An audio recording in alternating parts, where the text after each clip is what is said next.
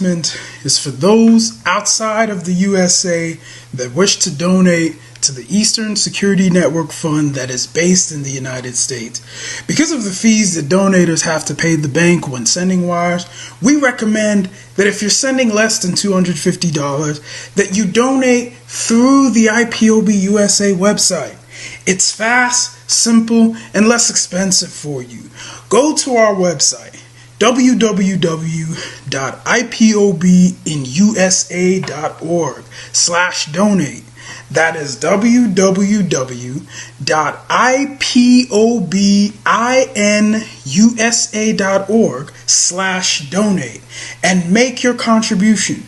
When it comes to keeping our people safe, every bit counts. After all, the security of our communities is our responsibility.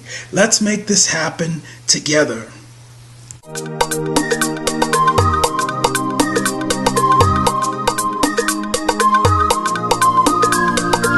Yeah, Mr. Bella once again. Wisdom, heal it, come on. Say Biafra will not last forever. They say happy up in no go stand. What did they know? What do they know? What do they see? What do they see? If you give me a gun, I will shoot them aside. If you give me a gun, I will shoot them aside. If you give me a gun, I will shoot them aside. If you give me a gun, I will shoot them aside. If you give me a gun, I will shoot them aside. No. Biafra will live forever. Biafra will live forever. Biafra will live forever. Biafra will live forever. Biafra will live forever. Biafra will live forever. Biafra will live forever.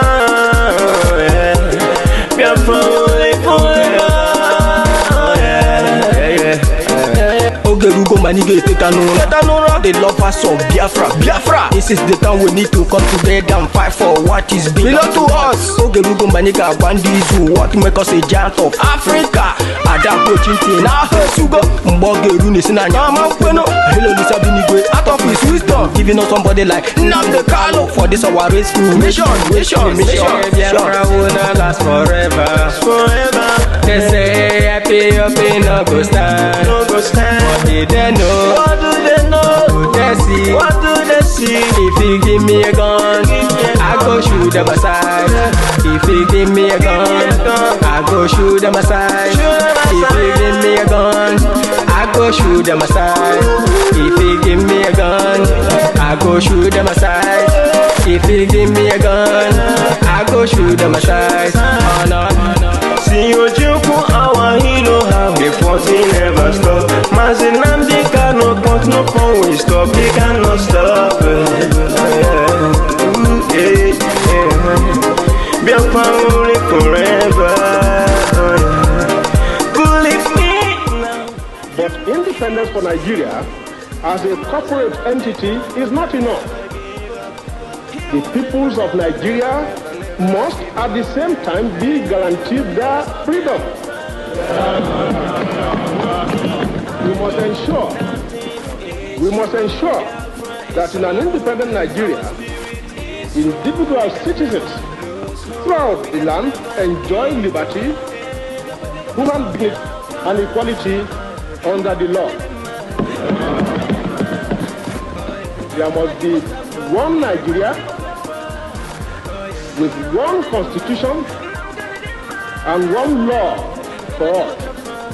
Let us therefore, Mr. Chairman, sir, close our ears to the Council of Despair, which says that we cannot here at this conference agree on a constitution.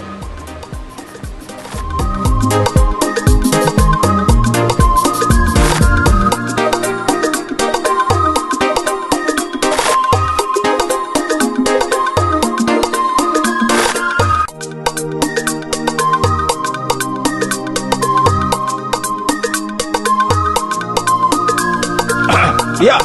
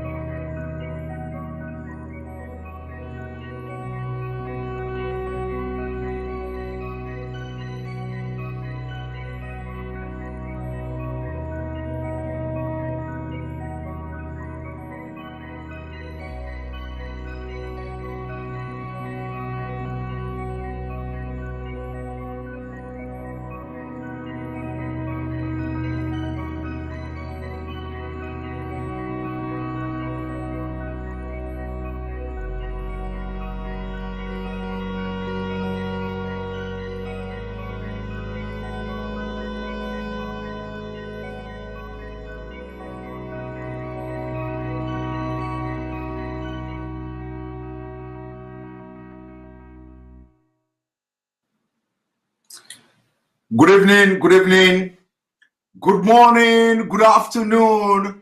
You are watching live and direct on Enter Biafra Channel 1. You are watching live and direct on YouTube. You are watching live and direct on Twitch.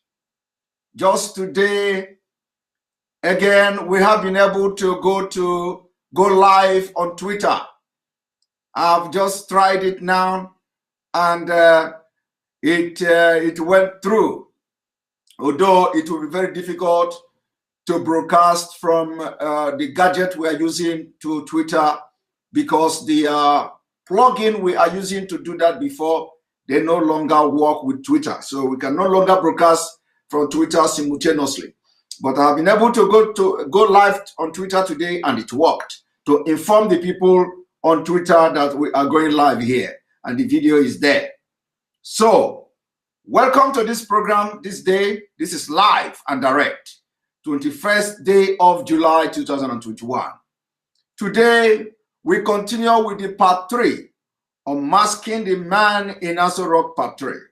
In addition to this, we are going to be addressing Onyema, the CEO of Airpeace.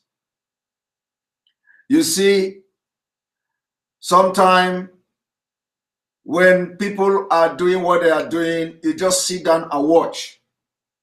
When people begin to do what they do, you just sit down and watch until it is at the right time. You can address them. So since Airpeace Onyema has been doing all the doings, has been talking, he has been doing everything, and no, it is not enough to say he's mumu. We just address him this evening. When they are doing all these things, you just sit down and watch and wait for the appropriate time to strike. You wait for the appropriate time to strike. And today, I believe it is time to strike Onyema. I believe it is time to strike Onyema. We are not striking him. I am not here to scatter his table. I am here to talk sense to him. I am here to tell him that one person don't know it all. I am here to tell him it is time the table will turn around. Everybody must have listened to watch the video. Why I am addressing specific individual. Why I am addressing specific individuals, especially in this Biafra struggle, is because it goes a very long way in addressing people that think like them. So when I am addressing Onyema today, I am addressing everybody that think like him. As I am addressing Onyema today, I am also, by extension, addressing everyone that doesn't belong or doesn't believe in one Nigeria. So I am addressing everybody at the same time. I am addressing Onyema. We have not started the program, and Super Chat already started flying. Can you people hold on? Let us go towards the end of, at least half of the program before you people can support me. Let us go half of the program. The Super Chat have already started flying. So thank you, Clement, for the Super Chat, the first person to do Super Chat today. And again, we have another Super Chat here, Chinwe. Chinwe, thank you. Chinwe Ago, thank you for the Super Chat, for supporting the page. Thank you all for encouraging me on this platform. Thank you very much. Now, we are going to address Onyema, and by so doing, addressing a lot of people. So everybody know the role Onyema played. Onyema played a very vital role in bringing Niger Delta agitators back and bringing them down to what they are today.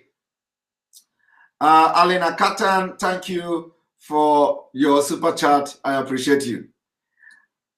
Everybody knows the role Onyema played, Onyema played in calming down the Niger Delta people. the agitators, the militant, and what have you, as they call them. Onyema played a very big role. Onyema actually made his money. In fact, Onyema made his money by participating in bringing the agitation of Niger Delta. He was a mediator. So part of the money he made today, this money invested very reasonably, objectively in Nigeria, came from being a mediator, brokering peace between Nigeria and the Niger Delta militant. That's how Onyema made his money.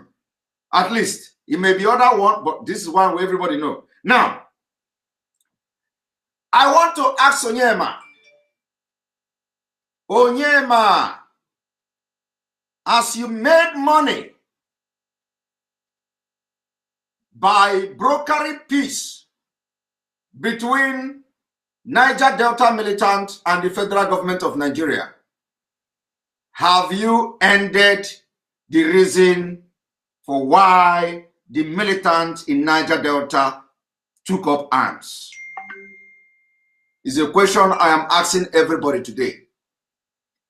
When we talk about Biafra, Onyema don't want to be part of it. They are enjoying one Nigeria. When we talk about a better Nigeria in those days, Onyema will be the people who will stand and will know that with Fulani, you can never have a better Nigeria. But when we talk about a better nation, Onyema cannot speak up because of the benefit he have received from Nigeria as a nation. Some people will say you are protecting business interests. You are doing this, you are doing that. Yes, we understand you. We understand you. Alan Onyema, you did a good job by bringing your plane to evacuate stranded Biafrans. Bringing your plane to evacuate stranded Biafrans in South Africa. We commend you. We will never forget that gesture to Biafra people. But the question I want everybody, Rosaline Ugru, thank you for the super chat. The question I want to ask Onyema today is this. You were the person that went to the Greek and you engaged the Niger militants. You brokered peace by negotiating the amnesty. If I'm not mistaken, at least you participated in making sure that the Niger Delta militant embraced amnesty. Now, my question to Onyema today is this. When you went to broker peace with this militant, you got, federal government gave them amnesty. Amnesty is that they are giving them money. My question to Onyema today, does that amnesty end the problem in Niger Delta, which was the reason of this militant picking up arms? The answer is no. But today, you use them to make money. And now you have air peace. You have air company. But the problem of Niger Delta is still there. There is no hospital. There is no school. There is no good road. No social insurance system. No good governance. No nothing. So would you now beat your hand on your chest and say, me, Onyema, I made history because I participated in quenching the militant in Niger Delta? It was a failure. You failed. But today, you are rich. You are rich. Today, you've made connections. Today, you are in government. You can talk to the president. Today, you are one of the biggest person in Nigeria.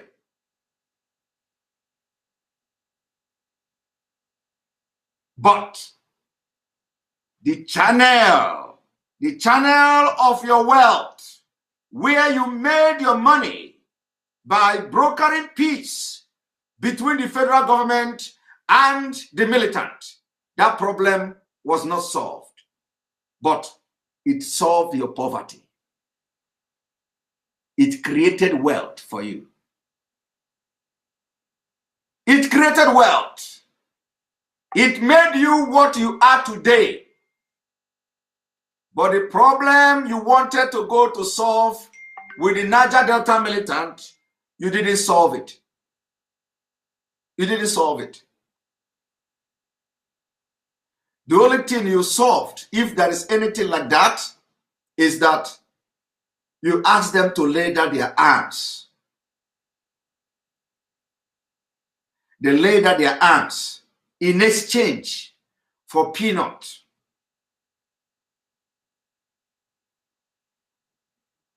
You deceived these warriors, Onyema. You deceived warriors who will today would have taken up arms against the Fulani killers. You deceived them. You deceived them. You deceived them into laying down their arms, and you made millions. You become billionaire. You become billionaire.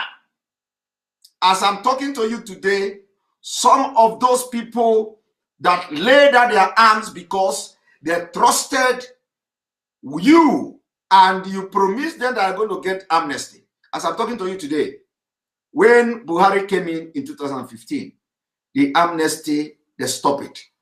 In fact, as I'm talking to you now, some of them are still rotting in DSS custody. DSS. There are people that their family don't know where they are today.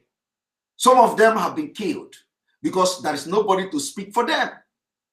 And do you know how it happened? When this government came, when Buhari came, they stopped it, they threatened them, they invited some of them to come and collect amnesty money. As they were going, DSS bundled them. DSS bundled all of them, Niger Delta people. Some of them spent 5 years in DSS without no court trial, without no indictment, without nothing. They spent 5 years. Some narrowly escaped after they have spent 4 years in DSS custody. And they come to tell the story of how they abducted them when they tell their wife and their family that we are going to collect amnesty money. So who is responsible? Onyema. Onyema is directly responsible. He accepted that job and he did it. He participated in approaching the militant in Niger Delta. And from there, he made his money. If it is not from here, Onyema made his money, I will apologize to him. If it is not from negotiating and brokering peace between the militant and the government, I will apologize to him. But everybody who knows what transpired knows that this is one of the places where Onyema made money. So, do you know why? All of you may be surprised why I'm saying this. I'm not saying this because I want to attack him. No. I'm not saying this because I want to, expose him. No. Because I believe this is in public knowledge. I am saying this because Onyema is doing too much. Onyema is doing too much. This same Onyema went with Meyete Allah to Benue State to apologize for committing genocide. He accepted. The government invited him. He followed Mayete Allah to Benue State to apologize to Governor Otton.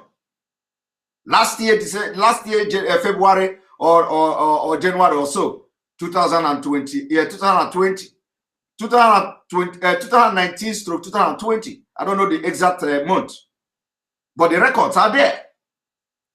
He went to Benue State with Mayete Allah. These Mayete Allah that are killing people, they admitted to have committed genocide in Benue State, but they want to go and apologize. Onyema took them. Now, Onyema went to Benue State and apologized to Governor of Benue State, Governor Otton. My question is, have that solved the killings in Benue State? The answer is no. And as Onyema is participating in brokering this peace, he is making money. He is making connection. He is building his businesses. And you regard him as somebody who is now, who is a very nice person. He is marketing his business, building his businesses, and flourishing on blood and the poverty of the people he is pretending to be helping. I have just given you now 2 instances. I gave you the instances of the Niger Delta. Onyema brokered peace, and they have amnesty. As I'm talking to you, the Niger Delta people have risen for picking up arms to fight the federal government. Their reasons were that they are neglected. Their reasons are, we don't participate in this government. Their reasons are, you exploit oil from our land and we don't feel it. Their reasons are, our Ogoni River are dead. We can no longer fish. Their reasons are, we don't have schools. Their reasons are, we don't have hospitals. Their reasons are, our children cannot go to school. We don't have good roads. We don't have social amenity. We don't have infrastructure. The reasons are many. And because of that, they pick up arms. So Onyema deceived them into accepting to collect money, instead of addressing the reason why they pick up arms. Onyema deceived them, gave them money, federal government start paying them, they accepted. They laid down their arms, and today, all those things, all the reason why these people in Niger Delta pick up arms have not been addressed. In fact, it is now in the worst stage. But Onyema has become a billionaire. I am asking you, who is Mugu here?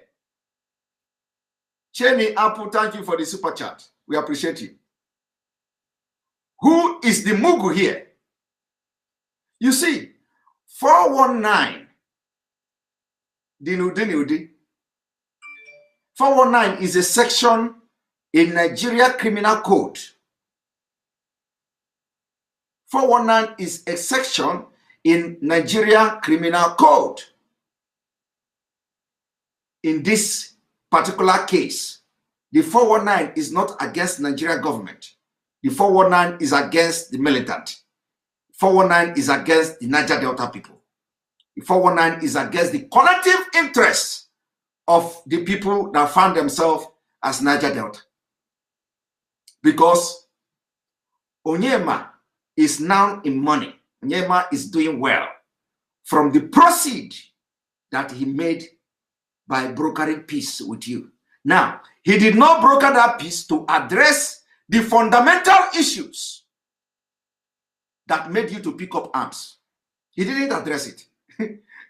Today, there is hunger in Niger Delta. Today, the entire northern Nigeria have claimed the oil in Niger Delta. Today, you don't, of course, you people say they have given you minister of NDDC. Akpabio, what can Akpabio do to you?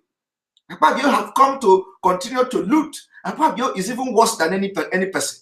But of course, when he romance with the militant, Akpabio will romance with the militant, will give the militant money, and upon that fundamental issues is not addressed and will never be addressed. Today, the militant that laid down their weapon has gone back to square one, except the leaders of those militants like Asari Dukubo, who actually sat on top of the money. So when they pay Asari, Asari is the one who had the contract. So in addition to the amnesty, they gave some of them contracts to be guarding pipeline. So they made money from there. Now, but believe me, some of the people that fought for Asari, they are still very poor today. Some of the communities, you can't go there. It is not motorable. So the reason why Onyema brokered peace was to make money for himself. And the money is working for him today. So I want you to know what I'm going to do. I'm going to play the video for Onyema. Today, that same country that Onyema used the Niger Delta people to make money, that same country have somehow turned against his business. So Onyema do not want to address the business. Onyema do not want to address it from the up. Onyema want to go to the fundamental to address the problem because it has affected him. He don't want to give money to custom and say, please, you are overcharging us. Let me give you small thing. Because he knows once he do it, another custom officer will come and it becomes a law. It becomes norms. And because he knows that his AP's business is not ending tomorrow. So he don't want to lay that precedence. What he want to do now, he want to go to the fundamental, to the root, to solve the problem. But he refused to do the same thing to the Niger Delta people. Onyema refused to demand the government to meet the reason why they pick up arms. Onyema went to them and promised them money. Deceived them because he knows some of them don't think well. He used the advantage of the fact that he is more brilliant than them. He deceived them into collecting money, accepting money to lay down their weapon. They laid down their weapon. That money today, some of them are not collecting it. And some of them are in DSS prison. That's apart. Again, Onyema went to IPOB. Onyema went to Mazi Nnamdi Kanu to do exact thing. When Onyema went to Mazi Nnamdi Kanu, he did not want to address the reason why Mazi Nnamdi Kanu is agitating for Biafra. Onyema went straight to promise Mazi Nnamdi Kanu, I will take all your men to abroad. I will train them in America. Nigeria government will offer them scholarship. Everybody, they will go to training and come back to, all these offers. Those offers did not address the fundamental issue. And Onyema knows this very well. Onyema knows this very well. He first of all come with the Fulani mentality and the dubious character he is using. He will first of all project offer. He projected offer to Mazi Nnamdi Kanu. I am not accusing him. He said it by himself. The videos are there. And some of you must have watched the video. I have played it on my program here. He said he went to IPOB. He made offer. Mazi Nnamdi Kanu even accepted the offer. And they went to, he said that even the brother of Mazi Nnamdi Kanu was among the people that were picked to go to America. And they went to Lagos to stay in a hotel with Fulani people to go for training. And in their hotel room in Lagos, they started hearing Operation Python dance in Mazi Nnamdi Kanu's compound. The same time, Onyema went further to narrate how all the Fulani rounded Mazi Nnamdi Kanu brother in the hotel and was sympathizing with him. Why I'm saying this? Onyema did not approach Mazi Nnamdi Kanu to ask Mazi Nnamdi Kanu, why are you agitating for Biafra? So that he will go back to the government of Nigeria and tell them why. But Onyema didn't do that. Onyema came with offer. We are going to take these people to America to train them. Has that addressed the reason why Mazi Nnamdi Kanu agitated for Biafra? And of course, you would not blame Mazi Nnamdi Kanu because our people need training. So you need to use your head. You need to use your head. Even if those people succeeded in going to that training in America, Mazi Nnamdi Kanu will still not abandon Biafra struggle. And they will go to America and come back and be an instrument for the Biafra struggle. So that is the sense. And if it is me, I will do the same thing. Because as I am doing the same thing, sending those people to America, I have something in mind which nobody knows. And the thing is that they will go to that America, right? They will go there. Sponsored by the Nigerian government, they will come back. And we are going to use them for Biafra. That is 3. Number 3 thing I have just mentioned now. In all these calamities, in all these atrocities, in all these things, every peace Onyema brokered and every movement Onyema made, he opens door for his business. It opens door for contract. It opens door for connection. It opens door for the presidency. It opens door for the people that are in power because they believe he have the skills to talk to militants and talk to Biafra agitators and even discuss with them, and they agree with him and they broker peace. He used his own money to do it. No doubt about that. But as he is doing it, there is a target. And that target is what you see today. Is airpiece. Today, that airpiece is under serious taxation attack. And he did not go to the custom officer that imposed the extra tax on his airline. What he did, he went to the National Assembly to solve it from the fundamental, to solve it from the roots. But that is what he have refused to do to Niger Delta people. He didn't solve their problem. He gave them money, and that money is not there today. That is not what he offered to IPOB. He made IPOB offer to take them to America. It is not the fundamental issue. That is the same thing he did to Ortom in Benue State. He did not solve the problem of Benue people. He went and apologized and used his whatever to make Ortom to agree. So now I have explained the background of what I'm about to do this evening. Now you will have your brain working as I play this video. One moment.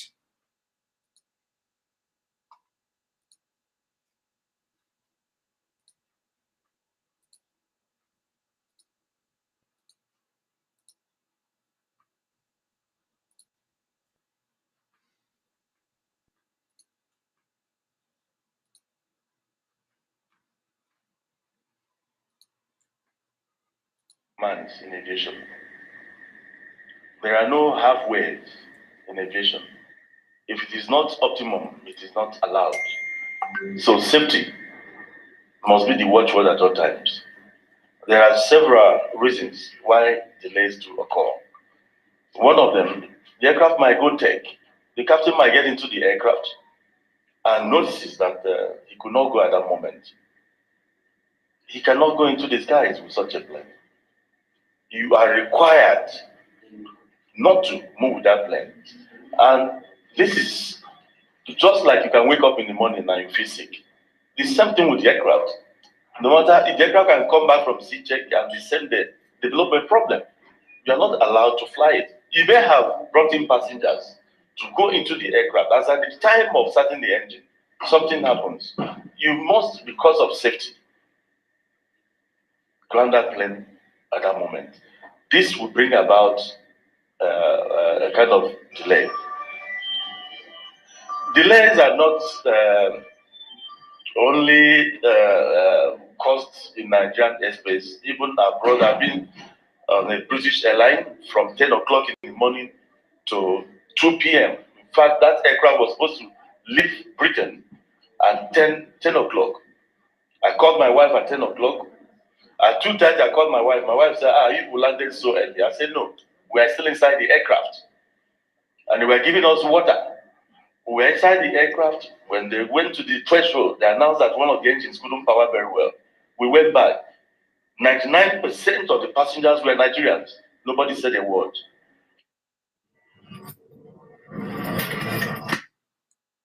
Sorry about that. That is, I think what I have to do is to pull that particular side of the video where I want to play, because this is very long. This is a very long video. So I will have to pull that video, the particular video I want to talk about. A moment. The brand new planes are brought in.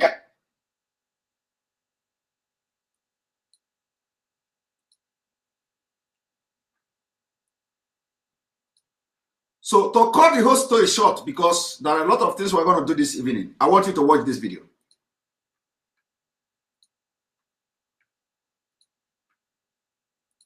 As I speak to you, the brand new planes are brought in cannot fly 6 months after. As I speak to you, the brand new plane I brought into the country cannot fly 6 months after. I want you to underline that word. As I speak to you, the brand plane I brought into this country cannot fly 6 months after. So I want to see, this is the bone of the contention. So because the plane he brought into this country cannot fly, he has to look for solution why it is not flying.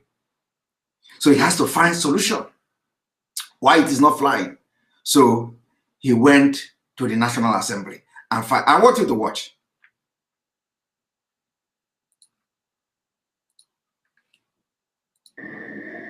Cannot fly. We are ready. NCA has given us the right and everything to go. But we cannot fly as I speak to you now because customs is gone back to be charging us in flagrant disobedience of the law, to be charging airlines surcharge on duties that are non-existent. Okay? So that flight cannot fly because custom decided to begin to charge them some charges that are against Nigerian law, that are not in existence. So Onyema don't want to pay them that money because to him, he knows that if he pay them, he is not solving the problem. So if he pay that money to the custom, he is not solving the problem. Even if he go from the back and bribe the custom person, he is not solving the problem. So he need to go to where he can solve the problem. But remember, he is trying to solve his own problem now because it is affecting him. This is not militant. He's going to promise money. This is not IPOB. He promised to go to America. This is not Benue people he want to apologize to. Now it is the problem. His own personal problem with the Nigeria government. So he want to look for solution. Remember what I have said here. I said that everything Onyema has done, it has never been a solution-based. Rather, it was something that will open door for him, for his own business to flourish. It has never been a solution-based. Everything he has done in his life until he made this money has never been solution-based. And I have been able to prove that to you today. It has been an avenue to market himself and make himself relevant in the government, in the system of, and it is working for him. But today, he has a problem. He's not looking for a shortcut. He's not looking for a quick action. No. Even if it is going, it has already, it has taken him 6 good months. He don't care. 6 good months. The plane he brought to Nigeria grounded. He don't care. He is not going to pay. He want to solve it. He has patience. He said, is it not 6 months? More than 6 months, the plane is there. It's not going to fly. I will not fly it. I want to solve the problem first. But when it comes to orders, when it comes to approaching IPOB, he don't want to solve IPOB problem. He don't want to solve the reason why Mazi Nnamdi Kanu is agitated. He went and he told Mazi Nnamdi Kanu, I want to send your men abroad so that you will stop agitation. He went to Niger Delta and promised them money. Accept amnesty and lay down your weapon. They did it today. You are seeing it yourself. Niger Delta is a dead zone. Onyema couldn't solve the problem. But today, he is struggling to solve his own problem and he is solving it because he's going to the right source where the problem will be solved. 6 months, he don't care. He's having patience because he is not in a hurry. The money he is losing in that 6 months, he is going to get it. If in fact, it is better for him to lose that money than to pay the money to the custom. Because when he paid that money, he is not only setting a very bad precedence, he is losing his own money and setting a very bad example, which the custom are going to follow also to the other airline operators. But he don't want to do that. Maybe other airlines are paying this money. Who knows? But Onyema know that the money is not good. If the money is wrong, it is against the law, so he don't want to pay it. He want to go to the to the source to solve it. And now they are hearing him. I want you to watch.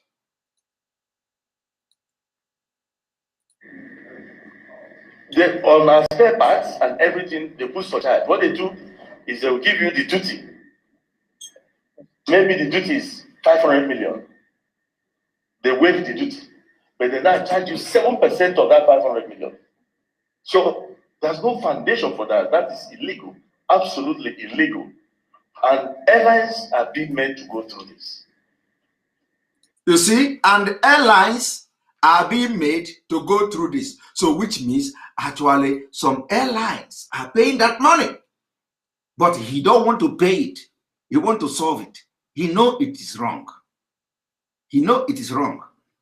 I want you to understand the context I am coming from. Onyema is solving his own problem, but he have refused to solve the collective problem of everywhere he has participated in bringing peace. He has refused to solve the problem because he is not interested in solving the problem that affect the people he always go to broker peace with the government, with the federal government. He's not interested in solving the problem. He is interested in making a move that will open a door for his business, and it is working for him.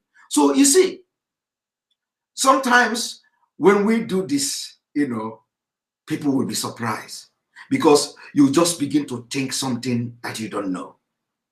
Your brain will begin to work differently. But what I'm saying here is not accusation. There is nothing I said here that is accusation. Everything I say here is fact. If you say it's not fact, tell me where Onyema has brokered peace with any militant group and this fundamental problem, which is the reason why they pick up arms, they have addressed it. No, it is not where. It is not, and it happened to our own IPOB. He was not interested in addressing the reason why Mazi Nnamdi Kanu is agitating for Biafra. Rather, offer in exchange to abandon the reason you are agitating for Biafra. Offer in exchange to present himself as somebody who is Osofia. You know what is Osofia? When there is no road, and if there is bushes there, you will, every time you go there is road. So on Osofia for himself, personal interest. Today, when you talk about Biafra, you will be very angry. And he is talking one Nigeria, one Nigeria, one Nigeria. That is the reason why some of them can never stop talking about one Nigeria, because it is not for the collective interest of their people. They are not protecting your interest. And that is why they can never talk about Biafra. Some of us that are talking for this Biafra, it's not because we cannot keep quiet or because we don't know how to use people. We don't know how to start to make a broker peace like him. Some of us are naturally talented. We can go and start doing what he's doing, and we do better than him. Chinyapu, thank you very much for the super chat. And another thing is that, is it connection? We have it. Connection, we have it. Anybody who wants to have connection, we have connection. Just prove yourself that you can do it. And that's it. Somebody say, where is the Biafra flag? Biafra flag is in the sitting room. I just forgot it. And in case if you want to see Biafra flag, there is Biafra flag on top here. For those asking for Biafra flag is there. All right.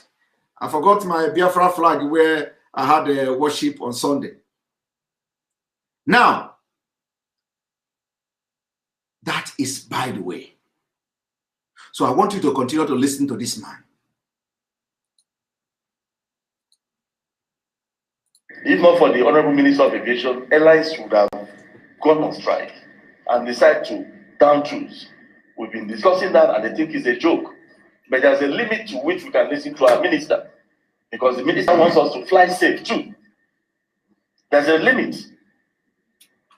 So they gave you the assessment. The assessment carries the duty that has been outlawed. They'll tell you, okay, we're waiving it, but we are charging you 7% of what is not supposed to exist. So we call on the Senate of the country to help us address this issue. Did you hear that? We call on the Senate of the country to address this issue. Did you hear what Onyema said? Onyema said there is limit you can listen to the minister. So he is not a rebel in his business. He has become a rebel in his business. And the exact character Onyema is displaying here now against the minister, against the custom, is the exact thing IPOB is doing against the government, operation of the government. This attitude here is the exact attitude the Niger Delta militant, he went to broker peace with, is the same attitude he displayed here, is the same thing Niger Delta militant did. Because it is not, you cannot continue to listen to minister. He is doing rebel. This is rebel in his own business, in his own line of profession. He has become a rebel. He said, we can be listening to minister, but not every time. You cannot just listen to minister every time. And it has now touched him. And this is the attitude of a rebel. He has now rebelled against a Nigerian minister, but he wants to look for solution to it. And for that reason, he allowed his own plane to stay for 6 months without flying, and money is going. He has turned rebel. Let me play it again. Let me play it again.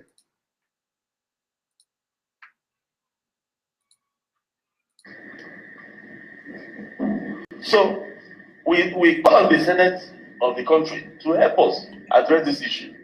Waiving it, but we are charging you 7% of what is not supposed to exist.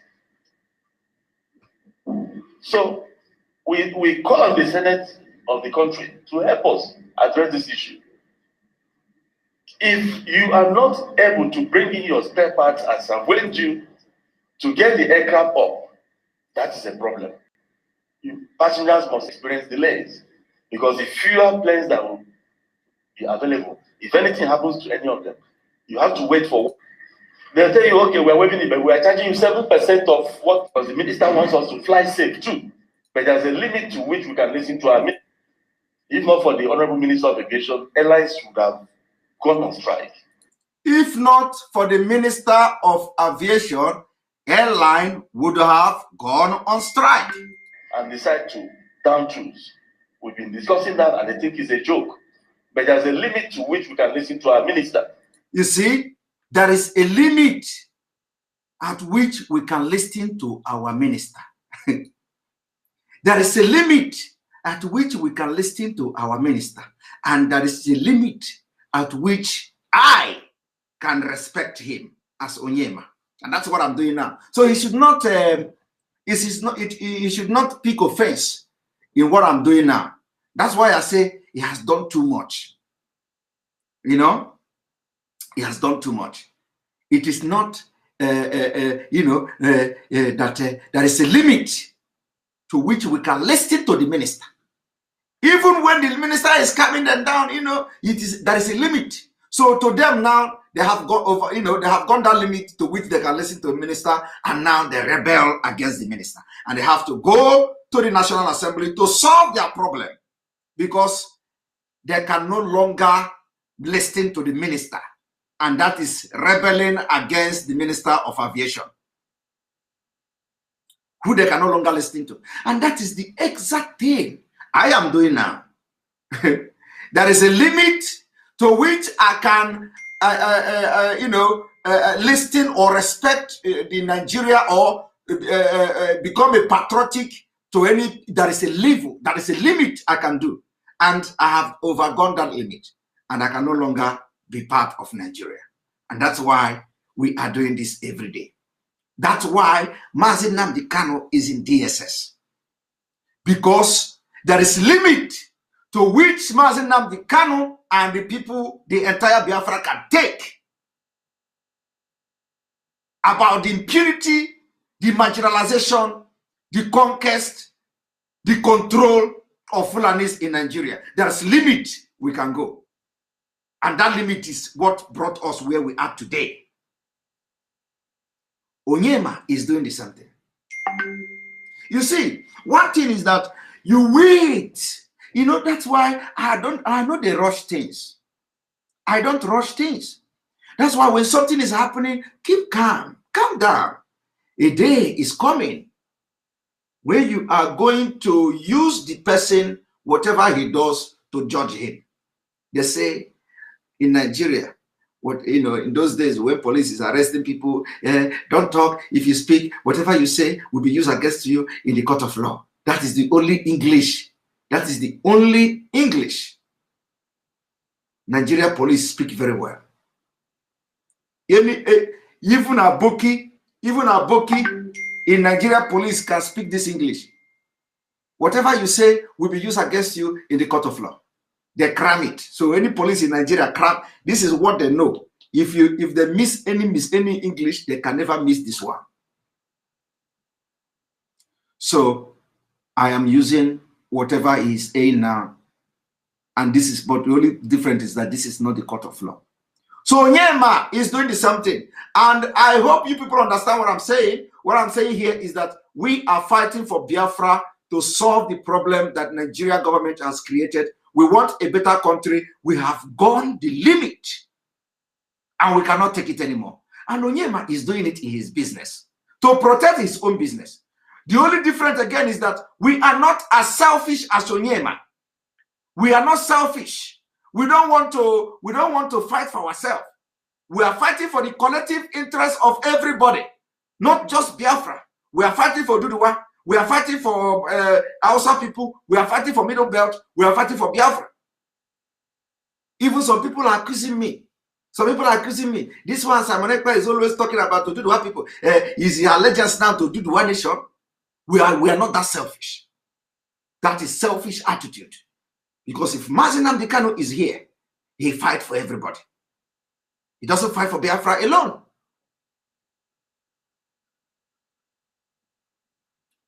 And I want you people to understand, it is not everybody you praise. Oh, Onyema is this, Onyema is that. Now you will know what Onyema have used you to do. Now you will know how Onyema have used Niger Delta to make money. Now you have used how you have, it doesn't necessarily need to be a direct money.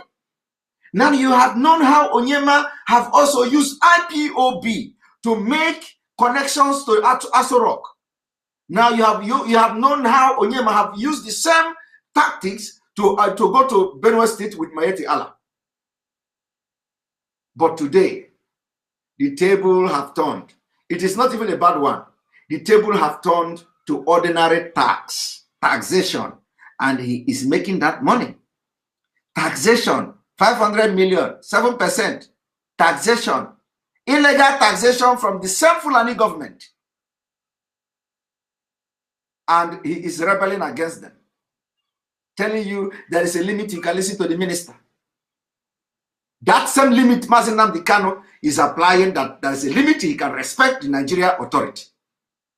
That same limit this man is applying here to protect his own business interest, not the interest of you and me. Let us continue. Because the minister wants us to fly safe too. There's a limit. So they gave you the assessment. The assessment carries the duty that has been outlawed. They'll tell you, okay, we're waiving it, but we're charging you 7% of what is not supposed to exist. So we call on the Senate of the country to help us address this issue. If you are not able to bring in your spare parts and some... You see, he is calling on the Senate to help them and solve this issue. He went to Senate to help them and solve this issue. That is how to know the people that you are dealing with. When to get the aircraft up, that is a problem. Passengers must experience delays because the fewer planes that will be available, if anything happens to any of them, you have to wait for one to go around Nigeria before doing another flight. That is why you fly at midnight at times. We need customs to change the way they deal with us. The government of this country has given us this, because the president of this country is highly interested in indigenous investment surviving. He didn't waste a minute. Now listen to him again. In the course of fighting for himself, listen to him. In the course of fighting for himself, he went ahead to be another sycophant to tell good things about the president. You know, every opportunity he pushed to market himself, you have to talk good about the president. He said president did not waste time to sign it.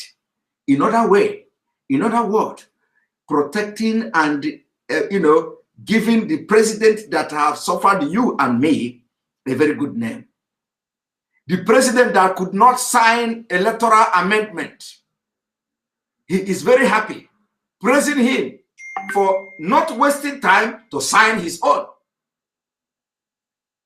Because that is part of the negotiation with Biafra. That is part of the negotiation with the militant. That is the part of negotiation with Benue State. So that any day, anything that concerns him goes to president sign it. And he's making money. He's making money because he is in the good book of the corrupt system.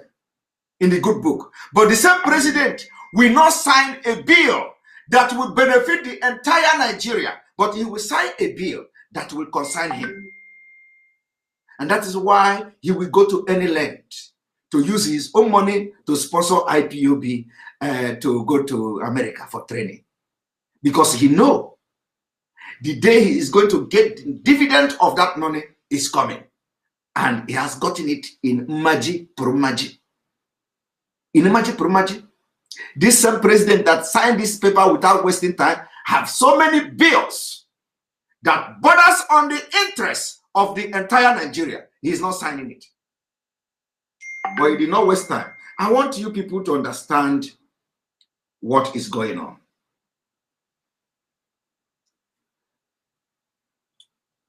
I want you to understand what is going on. Because some of you don't understand, and today you are going to be thinking differently. You are going to be thinking differently. And I believe Onyema, after today, will retract his step. Because now, I will be following them. I don't want to expose Onyema more than what I'm doing. What I'm doing now is to just make him understand. To just make him understand that we are watching. If I want to expose him, believe me, he will not talk again in Nigeria. I will not do that. I'm just telling him now that enough is enough. With all this parading, I want to go and I want to go and broker peace with this. It is now you either support Biafra or whatever the people of Nigeria and the other part of Nigeria are looking for, or you keep quiet. You keep quiet. Otherwise, we'll tell you who you are in a different way. In a different way.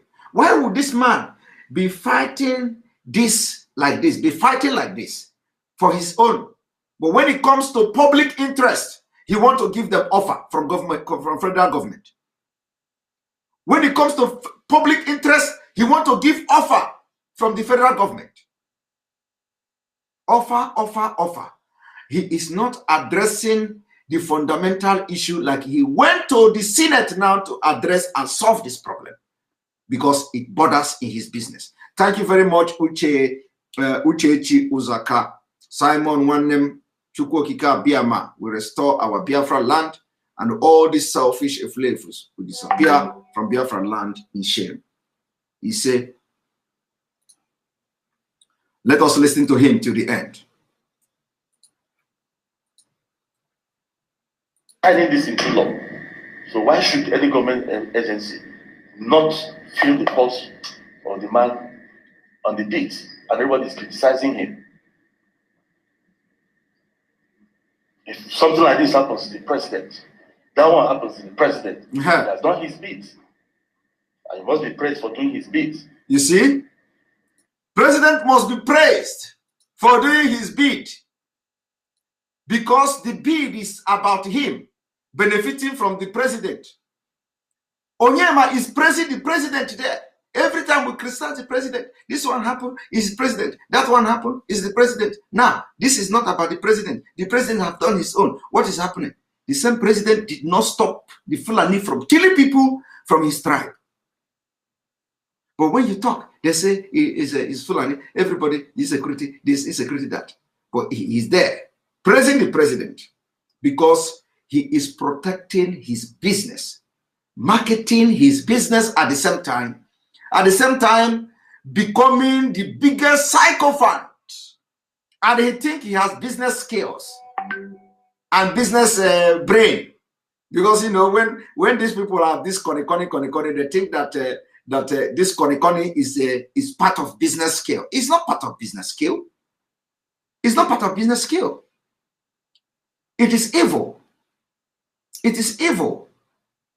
You can be smart in business and make money different way without subjugating other people to slavery. There are other ways to make money without subjugating other people to slavery, without enslaving your people.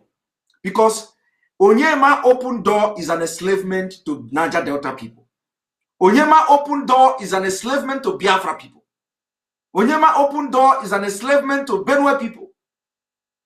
Because he participated in apologizing to Benue. Just to have an open door and open access to the presidency. Because he is participating in brokering peace in Nigeria. And the peace has never been solution. They have never solved any problem of those people till today.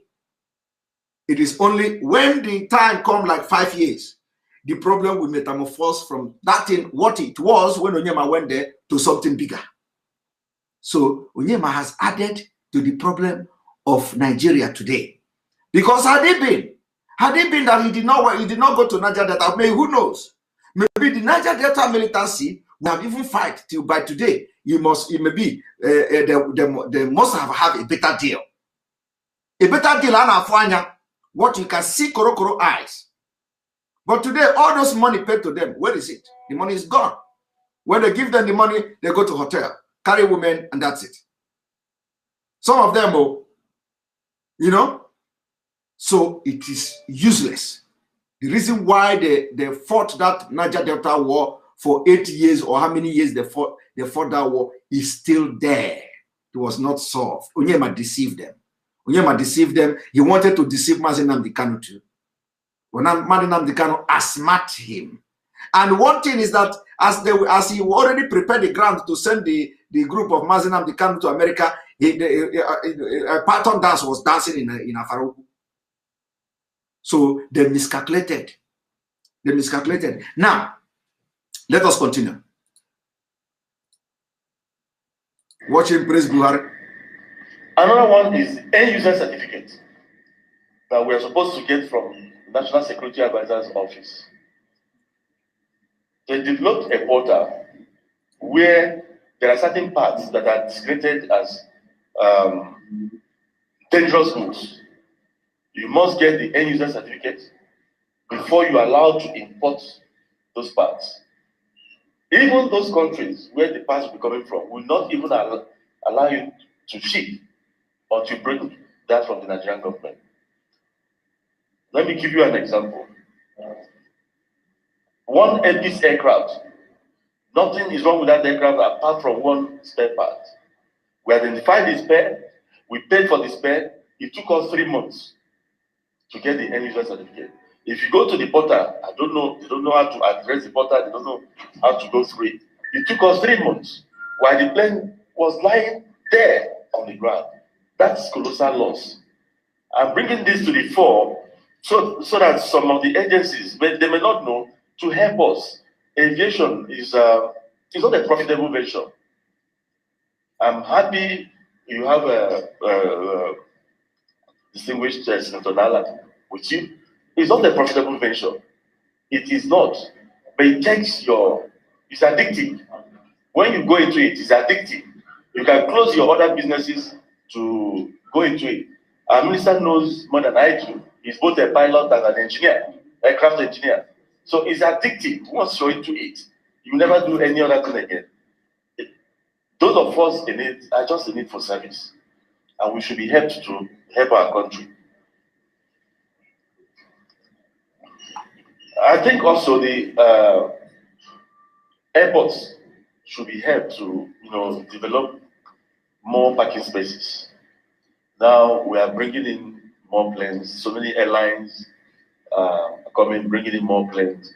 They are going to be planes all over, but the parking spaces are not there. So sometimes in the morning, if you have a 6:30 flight, Arik will need to do some push, at least to escape one aircraft. All those time wasted, you can never get them back. So the 6:30 a.m. flight might end up going at 7:30 because of parking constraints. So I think the Ministry of Aviation should be funded more to help us develop more aprons so that we can have more, because a lot of airlines are actually coming up now. Did you hear that? There he struck a deal. He ended up by saying he wants the Ministry of Aviation to be funded more. Let me drink coffee. Onyema wants the Ministry of Aviation to be funded more because more planes are coming so that they will build and expand. Now he is solving his problem. He is solving his business problem. But if it is on public, it is about public interest, he will not solve it. If it is about public interest, he will look for a way to maneuver this whole thing to pay money to somebody to, to just stop that time. Don't go further. Don't agitate. Let us look for something offer. Don't agitate. Government is ready to do you this. Government is ready to do you that. Don't agitate. He will not go into looking for the solution now because it is public interest. That's what I want to tell you. And we have spent almost 1 hour addressing Onyema. Onyema, you have been addressed today. And those of you watching me now, remember, if you are not watching from temporary relief, thank you very much. Temporary relief, thank you very much. That's what Onyema does. And he knows it. So like, this, I think this is this more describe this whole thing, temporary relief. So now, if you are watching, remember, you have to go to Enter Biafra Channel 1, where we are watching, where we are going live every day. And because our Facebook has been blocked, we don't know when they allow us to go to Facebook again to inform people. So today, we didn't inform anybody on Facebook, but we inform on Twitter, we inform on Instagram that we are coming live. And so we'll be doing that every day. Each time we are coming live, we are going to inform you either through Instagram and Twitter. So those of you, if you are Instagram and you are not following me on Instagram, you go and follow me. And so you can receive updates and you see video when we come live, and you can come here to watch us. And remember, those of you in Nigeria, if the Enter Biafra is not opening, you need the VPN to be able to access the Enter Biafra. And we always suggest that if you have the opportunity to watch through the Enter Biafra, you watch through it, because any day the YouTube is stop working, you know that you don't need to start learning how to go and log in.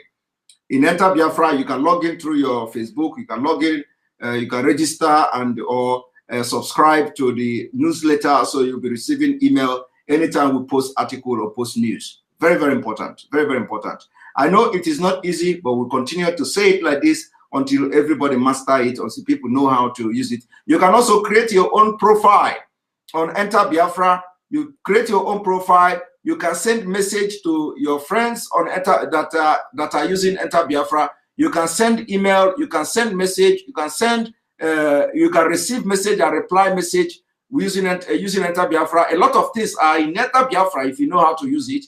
Of course, it is not on. It is not in app now, so probably I will make the app as well. But you can send message. You can receive message through the Enter Biafra. So it is also a platform on its own. It's not just about this video we are making now. You can use it as well to send message. If you familiarize yourself with it and you have friends who are using it, you can send message to them as well. So it is very, very VPN. I don't know. You can download any VPN. You know, VPN. Every VPN works. I believe that. All right. Now we are going to go to address the man in AsoRock, unmasking him. Remember, this is the part three of Enter Biafra. Enter Biafra is not separate. It is enterbiafra.com. When you go there, you can browse there through there. You just look for channel 1. Channel 1 is showing this broadcast now. Channel 1, you are watching it live there. If you're able to log in with your Facebook account, you can be able to comment there. You can, you can comment, and you can, if you log into by registering, you can also make your comment there. There is no restriction in whatever you want to comment there. We don't have any community standard. We will know. We want where people can vent their anger. So if whatever you want to comment there, it is your own. It's your own. Comment it there. We have to start enjoying that freedom, and that's what we are probably that's what we'll be doing in our social media platform when it is launched. So now we are going to unmask the man in AsoRock. But before part 3, yes, we are going to go to part 4, part 5, part 6, part 7, part 8, part 10, if care is not taken. Unmasking the man in AsoRock. Now, before I go further, I want you to watch this.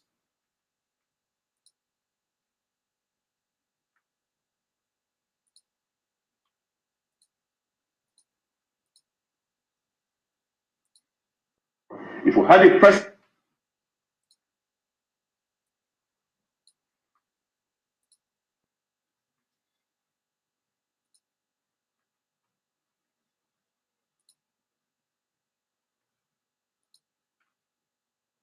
As we speak, there's no president and commander-in-chief in this country. Forget the fellow sitting in AsoRock. If we had a president will issue directive. If we had a president, look, these people won't be doing it. You can't do this under Obasanjo. Even under President Jonathan, that people thought was weak, you can't do this because they spend between being intentional and different between being indifferent. Okay. The truth of the matter is that there's no way you can hide things from people. President Babangida in those days used to drive on streets of Surulere. Some of us are aware. Obasanjo used to do the same thing. He goes without it. You see, if a president should be hands-on. A president should be hands-on. Now, on this rock, I shall build my temple. You heard that man? There is no president. Forget the man that is parading in AsoRock. This can be coming in a different context. It can be that, oh, the president is not active, or the president is, the president is dull, or the president is sick. I remember that we are coming from 2 different perspectives. The perspective of the president is dead. Perspective of the president is not dead, but is sick, mentally, physically, and otherwise. So, and the question is, if the president is alive and he is sick, mentally, physically, and otherwise, according to law, is he supposed to hold public office? That is the question. That is the question. Is he supposed to hold public office? If somebody is mentally sick, is he supposed to hold public office to the extent of holding the the leadership of 200 million people. That's where we are going to have challenge. So if you say that he's not dead, okay, he's not dead. Now he's alive. But is he mentally okay? And if he's not mentally okay, is it according to constitution and law that somebody who is mentally not okay should be allowed to continue to lead a country of 200 million people where you have professors is everywhere? Is a question. Now, having watched this, I want to bring another video before we continue. This is going to be a very fun one because, you know, some of you forget things very easily. So we are reminding you now a lot of things.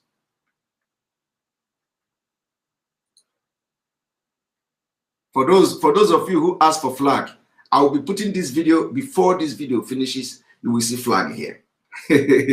All right, let's go there.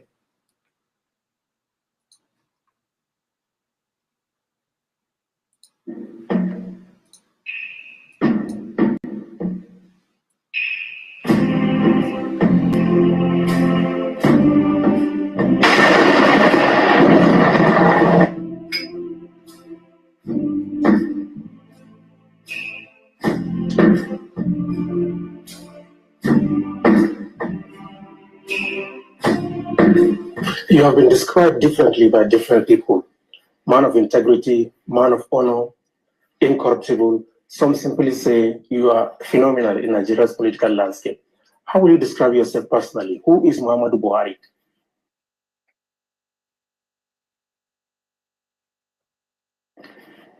Well, I like to start by praising teachers of my generation. I spent 9 years in boarding school, 3 years in primary boarding, and 6 secondary school. Now I think they do 5 years. The teachers then, they were treating children and students like their own children. If you do well as a student, they praise you in the classroom and in the assembly hall, which is held daily, 6 times a week. If you misbehave, you will be flogged in front of your class or in the whole assembly hall. So the best out of you is brought physically and academically. You have to do well to survive. You have to do well, be doing well to survive. I was a class monitor. I was a junior prefect. I was a senior prefect. I was a head boy. I earned all those. And I know what I went through. But without good teachers, I wouldn't have been able to do it.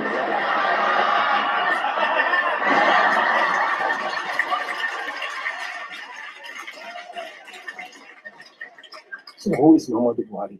I think I went through hell throughout my career in the military.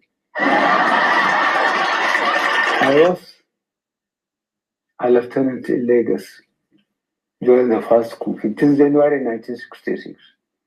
And if you bother about Nigerian history, you read coup, counter coup, CBA, coup, counter coup.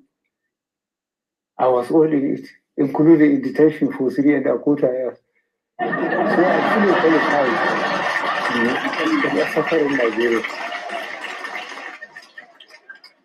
Mr. President, welcome. I wonder if you would tell us how you intend to approach it with particular reference to the amnesty, bunkering, and inclusive development. Thank you. Inclusive government. Inclusive government.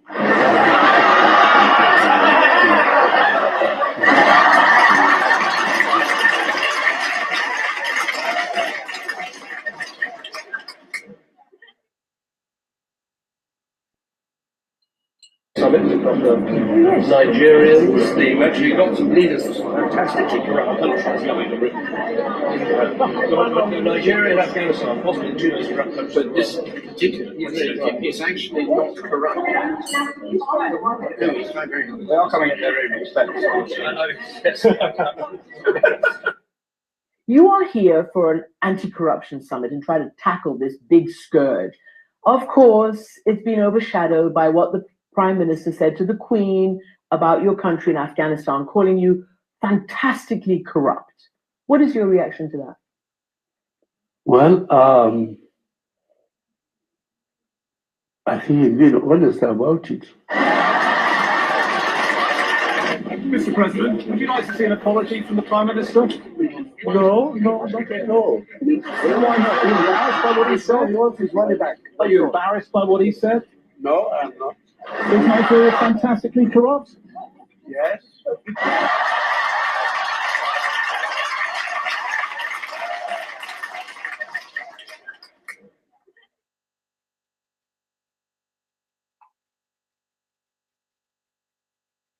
I would like to use a different approach in the fight against insecurity, especially kidnapping, which is a big issue now, sir. No, I have just seen the IG. I think he's still losing weight. I think he's working very hard. I would like to use a different approach in the fight against insecurity, especially kidnapping, which is a big issue now, sir. No, I have just seen the IG. I think he's still losing weight. So I think he's working very hard. Well, Harry, there's great interest in your thoughts on many issues, on investment in the Northeast, on the Continental Free Trade Agreement. Feel free to take your pick, but would you like to take the microphone and leave us with a final thought from you?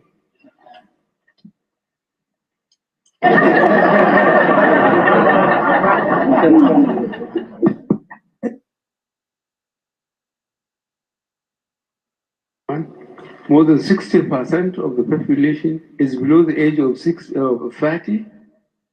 A lot of them haven't been to school, and they are claiming, that Nigeria has been an oil-producing country. Therefore, they should sit and do nothing and get housing, healthcare, education free. But let me tell you that recently, my Minister of Education or for Information was constrained to answer a question when people accuse the administration of doing nothing.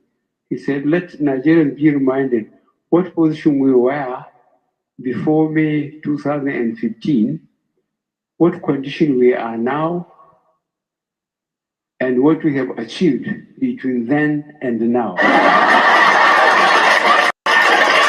You've been accused of being the leader of the North, but somebody who doesn't extend that appeal to the other parts of the country. And in fact, you've been accused of not really respecting the diversity of Nigeria. What do you say to that? Yeah, I think the merger we have been able to consolidate of all progressive confidence. I think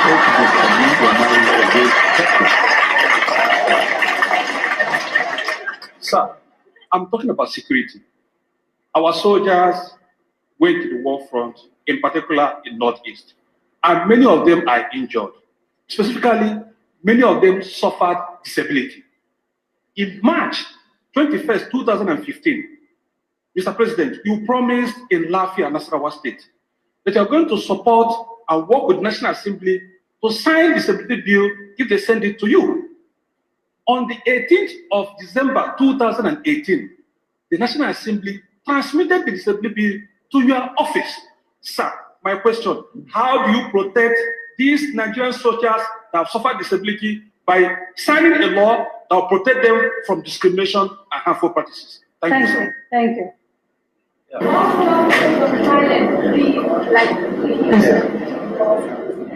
And radio, and then I don't know whether the person.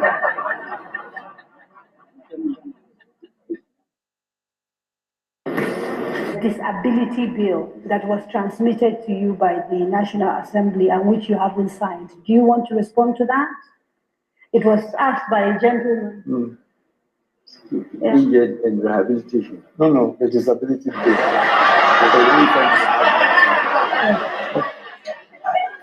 Disability bill. It's been sent to the president. I think we sent to the national. They returned it to you. I'm not aware of that. So as to address the challenges facing the sector. Thank you, guys. Livestock. Livestock. I will talk.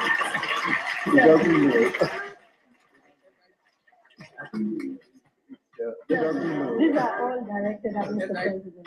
So corruption, yes, let me go. He can talk for himself. He doesn't know.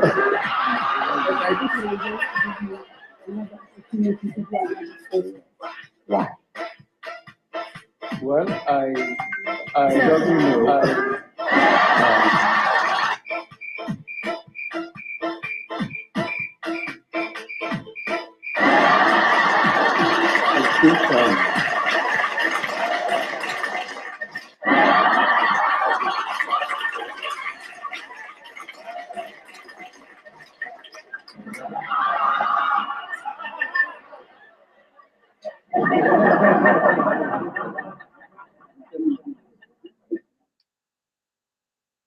National music from the continent. Backers in Nigeria.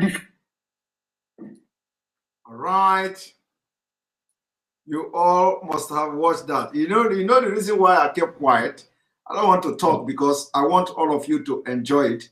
And for those asking for flag, here is our dear flag. It was resting in a different section of this place. So you see, I hope all of you, I don't need to explain because in this video that you watch now, there was enough explanation.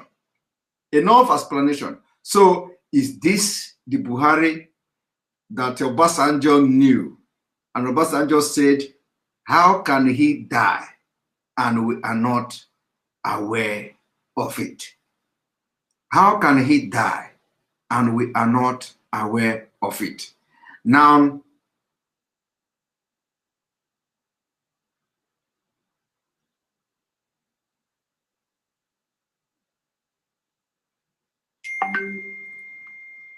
yes, Abuchi, I think that that is possible. Mazi Ekpa, nice backup infrastructure. I mean, the interbiafra.com site, is it possible to add real-time start of people streaming and likes as well? I think there is likes there. Yeah, there is possibility to add it.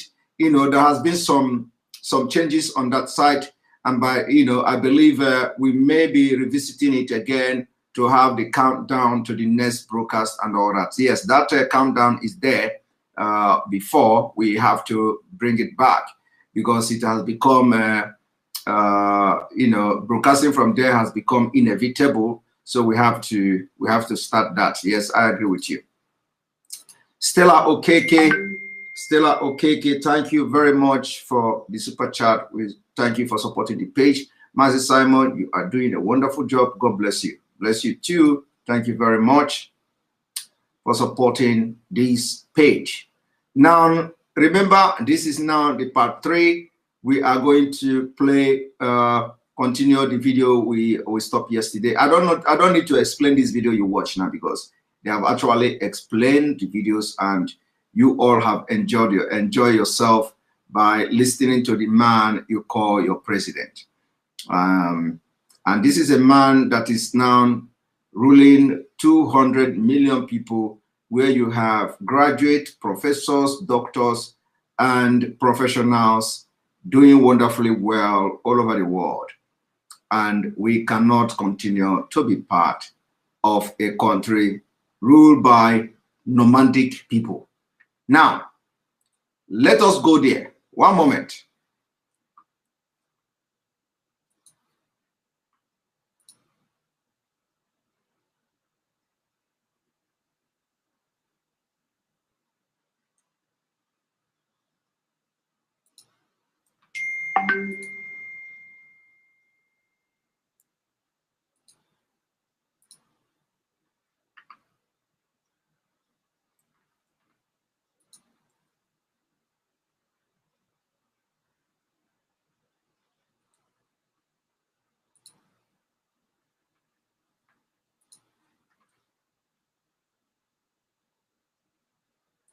Mr. President, the 17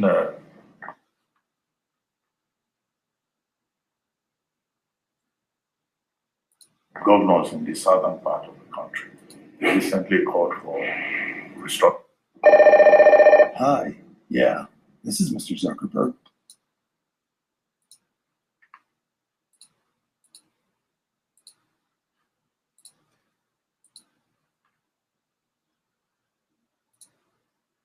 The southern states. But despite that, the Attorney General of the Federation, Abubakar Malami SCN, said they didn't know what they were talking about. Governors in the southern part of the country recently called for restructuring. They also announced a ban on open grazing in the southern states. But despite that, the Attorney General of the Federation, Abubakar Malami SCN, said they didn't know what they were talking about. But what exactly is your own opinion on open grazing? What steps are you planning to take to put an end to farmers' herders clash? You want me to contribute my attorney general? Do you hear that? They asked him, what is your opinion on open grazing that the governors of the southern Nigeria has come to give place a ban on open grazing? Although that the Attorney General has come, and what this man is doing now, what Ruben Abati did here is what we call lead question in law. It is called lead question, like leading question. So the question is to give the man a hint of what to answer. So it's like the leading question. So Ruben Abati ordinarily shouldn't be mentioning what the Malami said and blah blah blah, because he is the president. He is the president, right? So why is Ruben Abati now bringing Attorney General? Attorney General. He appointed Attorney General and he is the president. So Ruben Abati should not be mentioning somebody that he employed and appointed. He should seek the opinion of the president. Let the president tell him what he think about this issue. After that, he may begin to ask if it is different from what Malami said. He may begin to say, but your Attorney General, have a different opinion, or say like this or say like that. But now he wants him to say exactly what Attorney General said. And you know what the man said? He said, do you want me to contradict my Attorney General? So he does not have opinion of his own. That is what it means here. He said, do you want me to contradict my Attorney General? He does not have opinion of his own. So it is people like Attorney General that actually leading the country. So they'll first of all make comment before they will now come to ask the president. And the president will copy from what they say and they will answer the people. Let us listen to what he said.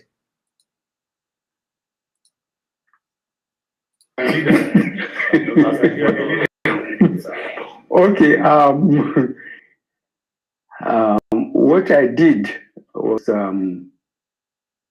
ask them to go and dig the Gazette of First Republic. Gazette of what?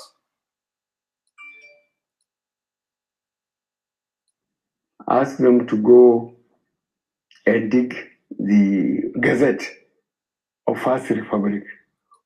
Of what republic? Gazette of what republic? Did anybody understand what he said? He said he asked them to go and dig Gazette of what republic?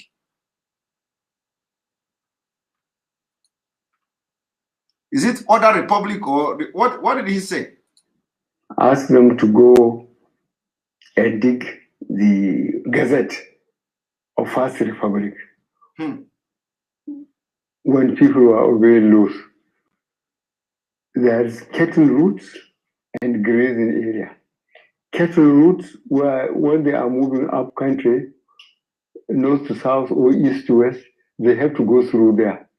If you allow your cattle to stray into any farmer's farm, you are arrested. the farmer is invited to submit. Well, let me make it very clear that first of all, there is no grazing route in the southern Nigeria. Okay, First Republic. Okay, First Republic. First Republic. Okay, the Gazette of First Republic. I'm sorry, I don't, even till now, I did not hear what he said, but thank you all for, for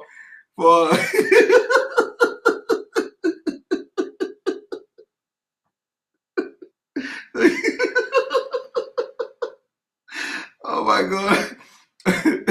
How can you people hear this thing better than me? Something is wrong.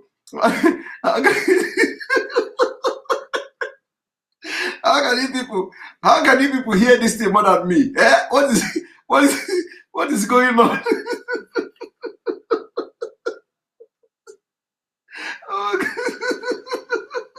Oh my God, sorry. What is going on here? How can you people hear this thing more than me? And I believe it's First Republic. Okay, let us hear him.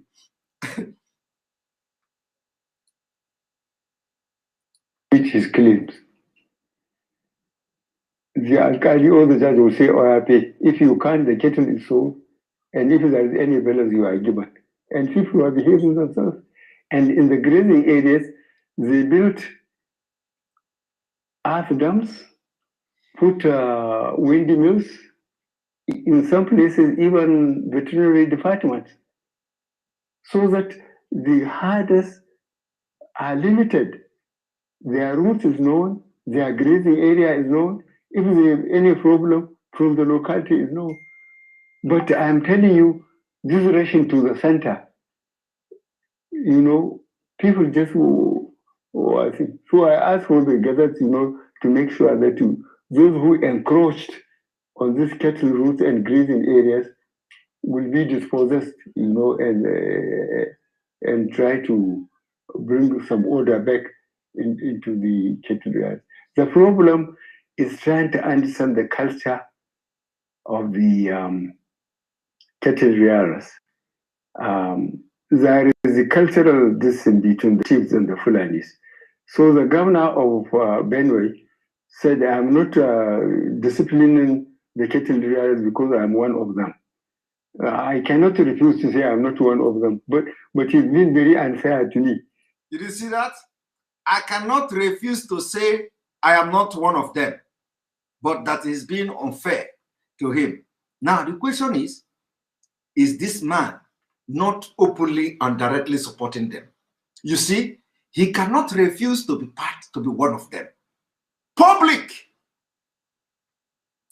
Do you now see the reason why Sultan of Sokoto is a chairman of board of directors? Do you now see why nobody is arresting them?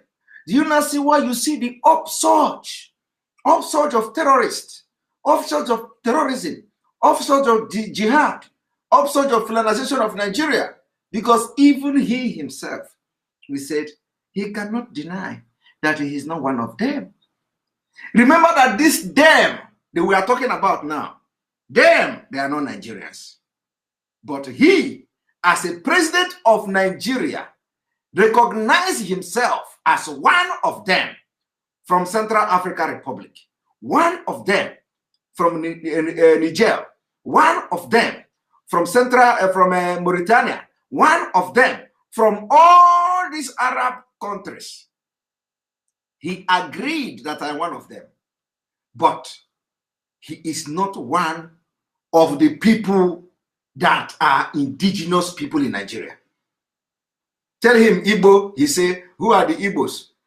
What do they want? Do they think that we have money? But people from other countries who are Fulani, he agreed that he's one of them. But he's not one of you. He's not one of Onyema. The issue of people like Onyema is rob me, I rob you. He is not one of them. He is not one of you, one Nigerians.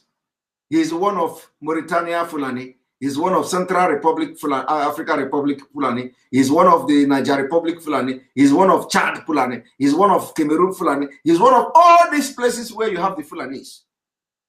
But he is not one of you. And it doesn't worry you.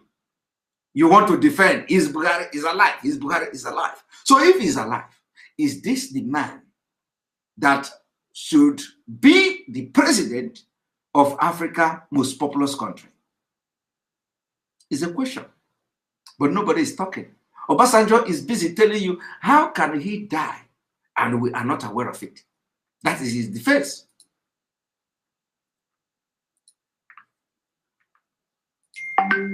And I told him that the Nigerian cattle rearer was not carrying anything more than a stick. Sometimes with a machete to cut some trees and give it to you anymore. But those sophisticated ones, they are good with AK-47. So from all the Sahel areas, people rush to Nigeria, you know, and Fulani from Mauritania or from Central Africa look the same. So they think they are Nigerian ones. And I assure you that we are trying to resuscitate these cattle routes, grazing areas, and make them accountable. And then this cancelling of taxes, ordinary people like it, but the problem of accountability, you know, when taxes are being paid, people are behaving themselves. But now without taxation, people are doing what they like. Yes, that brings us to the question of power devolution. All these taxation things, these were things that were working in the first republic, but they are no longer working because of COVID. And that's what people are talking about, restructuring the federation to make it work for them. And it was part of the APC manifesto in 2015. I mean, what is your position now on devolution of powers? Devolution of power, you have to define it. It's the legislative list. Take some of the things to residual and keep a few to the concurrent, while you have a strong defense in the center. Well, virtually, local governments are virtually killed. You know it. The 3 tiers of government, federal, state, and local government, if they are being followed properly, we wouldn't have all the social problems. But the problem is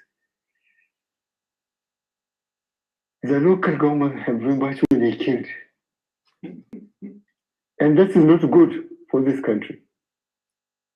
The devolution of power, he believed the local government is dead. He do not know what is something in concurrent list.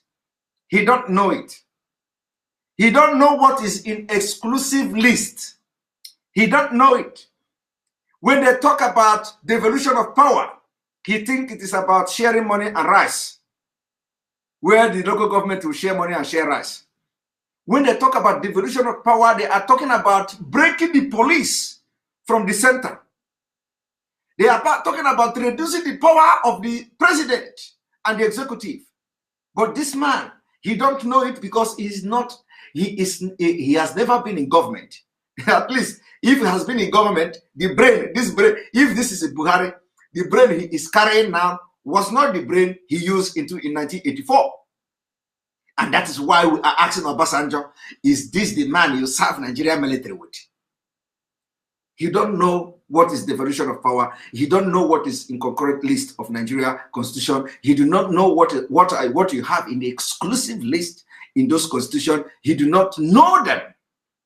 So he begin to address the local government because that is where they share rice. And he think it is about sharing rice to people that are hungry.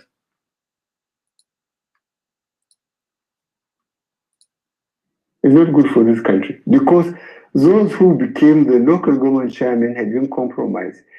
If your local government is, say, entitled or is supposed to receive 300 million, for us, a letter will be prepared for you to sign that you have received 300 million, yes, and you are given only 100 million. For us now.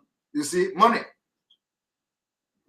So how can we reduce the powers of governors and give more powers to local governments? Now, you see, they shift the question. You see these journalists, very corrupt people. Very corrupt people. Instead of them to change the question to how do we shift the power of the president to governor and then shift the governor to local government. They didn't ask that. They went straight to how do we shift the power of the governor to the local government. Now watch.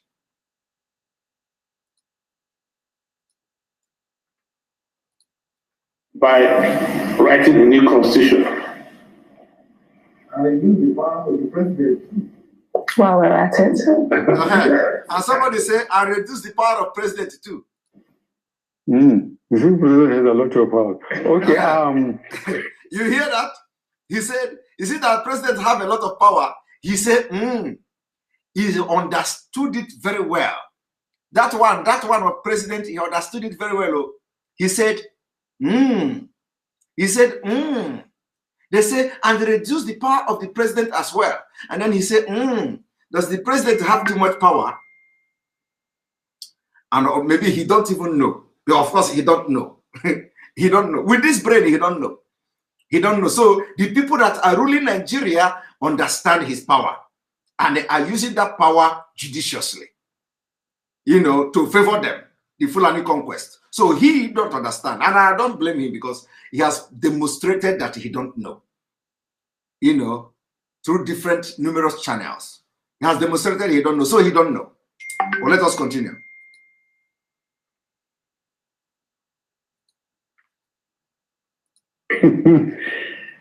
I think this question of accountability is very important. Spending too much.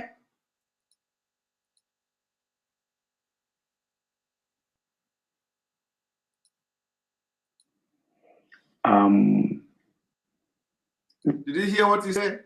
He said he thinks that this question of accountability is very important. How does that got to do with accountability? How does devolution of power have to do with what is the business between devolution of power and accountability? He said this question of accountability is very important. Devolution of power has nothing to do with accountability. Devolution of power is the devolution of power. They are not asking the devolution. The accountability is different. We have seen that it is not working. So nobody is asking you about accountability. It is now the devolution of power, the valuation of power. That is the question. Let us see how he's going to address it. The schooling, especially education, is suffering so much. Okay.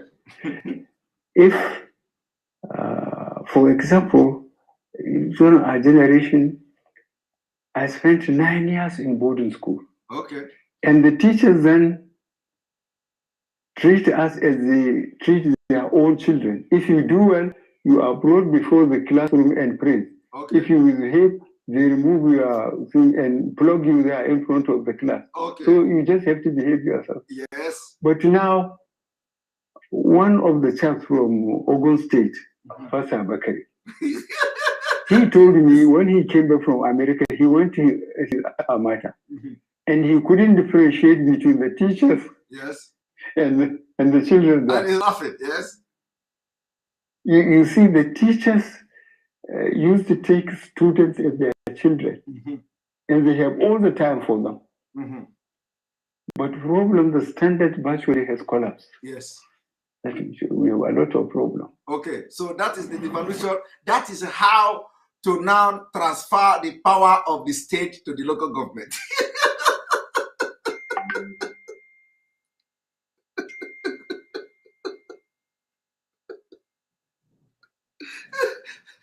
The question was, how do you now, he himself say the local government is the problem. He himself say, oh, we have problem in the local government. The local government is being neglected. When you send 500 million to governor, to the state, the governor, instead of giving the local government 500 million, they will give them 100 million. You see, there is no money. Now they ask him, how do you now move power to devaluate the power of the state so that local government will be autonomy? We went to school, primary school. You will, if you do something, they will bring your clock down, they will flog you in front of class. And somebody, a Yoruba man come from America, he begin to talk about story about school when we were in our own, and at the end of the day, he kept quiet. His own is that I have addressed the question, how can we devaluate the state government power and give local government autonomy? Is by bringing a student and stripping him naked and flog him in the class.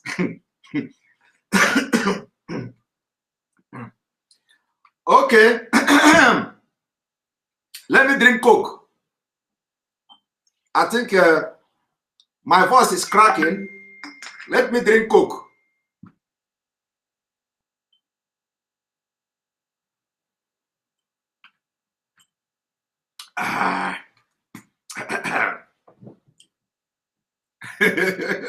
Make una no mind me. Make una no mind. You see, there is nothing like, you see what I'm doing. What I'm doing, I'm not just enjoying it. I'm doing it with passion. I'm doing it with passion because I know it will go a long way in liberating a lot of people. It will go a long way in liberating one Nigerians who Fulani have taken away their sense, hypnotized them. You see, what we are doing now is deliverance. God is walking through this channel. God is walking through this broadcast, and a lot of people are getting converted. Even when, because there is nothing to convert here. This issue of Nigeria is just like a mirror. Nigeria has failed. There is a serious Fulanization agenda that people are using this man to do. And that's what we want you to understand. Ihanyo Oswago, thank you for your super chat. We appreciate you. So let us listen to this and we close this chapter, part 3, and we go into interactive section. Wow. It takes us to the next question in the northern part of the country. You see, he did not address that question, and they are moving to the next question. He did not address that question. He did not, because he don't understand it. He don't understand it. And the journalists did not ask again to know whether he will understand. They moved to another question. This is how they have been, and this is how Nigeria, the economy and policy of Nigeria has been nosediving. He agreed that he's part of the Fulanis that are killing you, and he is not denying it. And he can never deny it. And somebody will still wake up and say, oh, Biafra, Nigeria, Sai Baba, Nigeria. Look at what is your look at a nomadic man that ordinarily cannot be a village, cannot be, looking for, the gate man of toilet in village. Even people in village is better than this man. This man, they brought him and they present him, and the people that are making decisions for Nigeria are different. Wearing mask. And you people cannot see it. That is for also that say, he wear mask.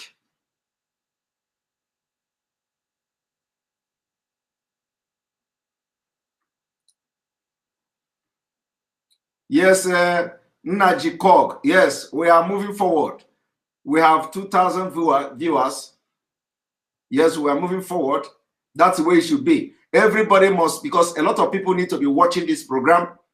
So you have a duty. If you are watching through the Enter Biafra channel 1, copy the link and share to your friends. Let them join us. I believe that's what people are doing. People are sharing it, and that's why you are seeing people joining.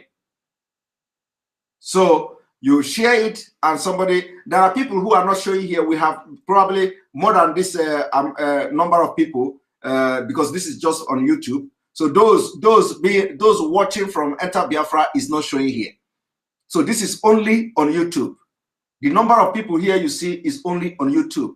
The numbers on Enter Biafra, you are not seeing it there. So I believe we may have up to 4,000 viewers at this point. And that's the way it should be. So now, I am going to open the line for everybody to come. This is part 3. Tomorrow we are going to part 4 of Unmasking the Man in AsoRock. Until we finish this video with Arise TV. Then we will dive into a different thing. You see, we can never give them the opportunity to rest. They must tell us. They must tell us who is the man in AsoRock, and if he is actually Buhari, why is he a president? Because the doctor in the United Kingdom must have pronounced him unfit to hold public office. So we need to have the doctor report. That is to those who say he's Buhari. So I am coming from 2 different perspectives. I am a middleman. I am in the part of those who say he's dead. I am also in part of those who say he's alive. So if he's alive, we need his doctor report. Let us see what the report say. Alenora Okoro, you have come again. I see when you say I have arrived or I have landed. Thank you for your super chat again. He plays the journalist well, or he will mumble something like a bee, then goes into tales by moonlight. By moonlight, exactly. And then the journalists, like I said yesterday, they have signed some kind of agreement, so they will not grind him with questions. And then the next thing is that they will say, let us go to the next question, because he has not addressed no single question here. They are going from that question to another question. On this note, the line is open.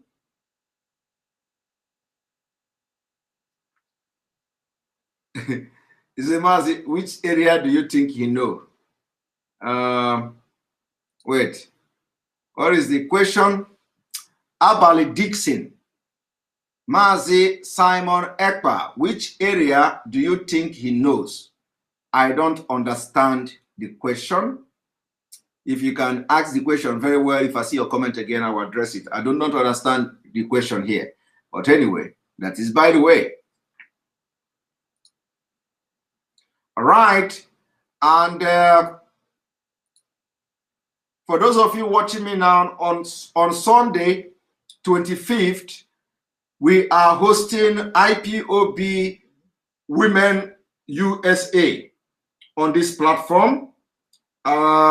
Unfortunately, we cannot post on Facebook because they have restricted us from posting on Facebook. But let me bring it into the screen. So those of you watching me, do not miss this particular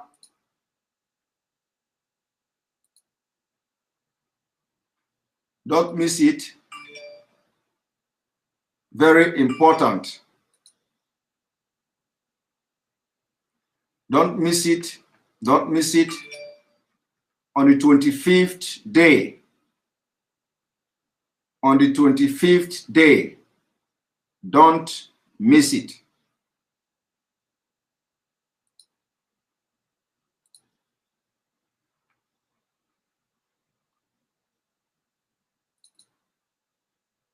Here we go.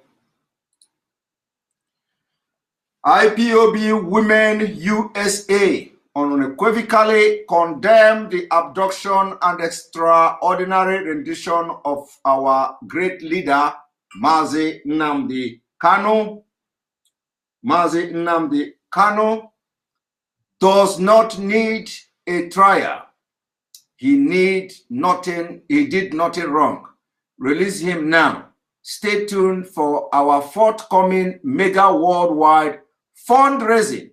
The fundraising mega worldwide fundraising. Join our program with Mazi Simon Ekpa on Sunday, 25th of July, 2021. Time, 2 p.m. to 4 p.m. East. And of course, Biafra is the most important. Biafra time, 7 p.m. to 9 p.m. Biafra time. Do not miss this program. Very, very important. You can copy it and share it to all platforms and let everybody know that we are hosting our mothers, our women on the 25th of this month, which is on Sunday. And in addition to that, fundraising is coming up. Mega fundraising is coming up. And we will also have the fundraising also coming from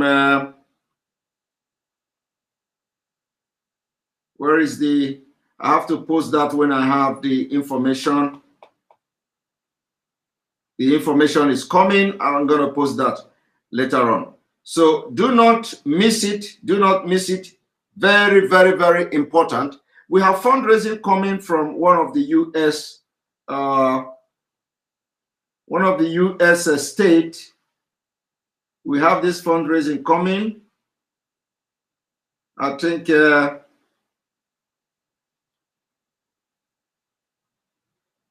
I will be able to post the flyer when I have it. I was thinking I have it here, but I can't find it. So the fundraising is coming. We'll be part of it.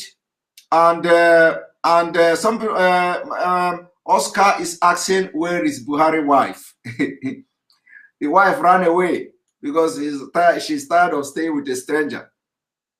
She's tired of staying with a stranger, so she ran away. That's just it. She's tired of staying with stranger, so therefore she ran away. Oscar. All right.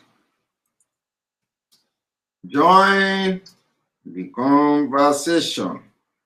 And please, anybody talking must talk with 1 minute so that it will contain, it will, every person coming here. Very, very important. Here we go. Click on the link and join. And it is advisable if you have not watched from Enter Biafra, go and watch from there. Very, very important. I will continue to say it. We need to build the platform. Here we go. Click on the link and join the conversation on what we have watched today.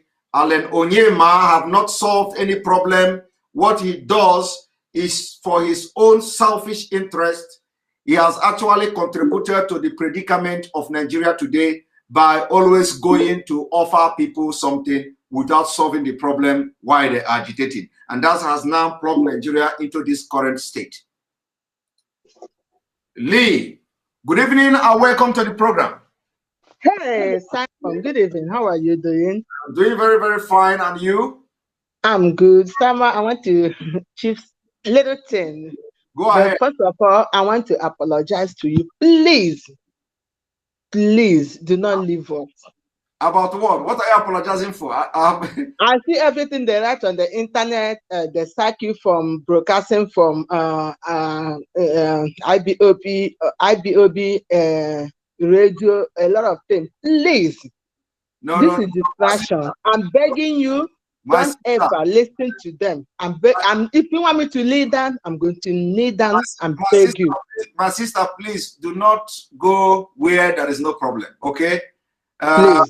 Nobody will push me out of Biafra struggle. I am here. And I'm not ready to answer any question. I'm not ready to talk about anything. I know. Anybody who has questions should go to the people that are writing something, not me. Thank you. I know, because Mazi said they do not allow, because they're going to bring anything to make you unhappy so that you will leave this struggle. Please, I'm begging you. I told you you are the one that gives us life. My sister, nobody will make me leave Biafra struggle until Biafra come. Okay, and again, I want you to look closer to Buhari neck. Okay, yes. When he was talking, because I was observing his neck, it's like he wear mask and he has a hole here.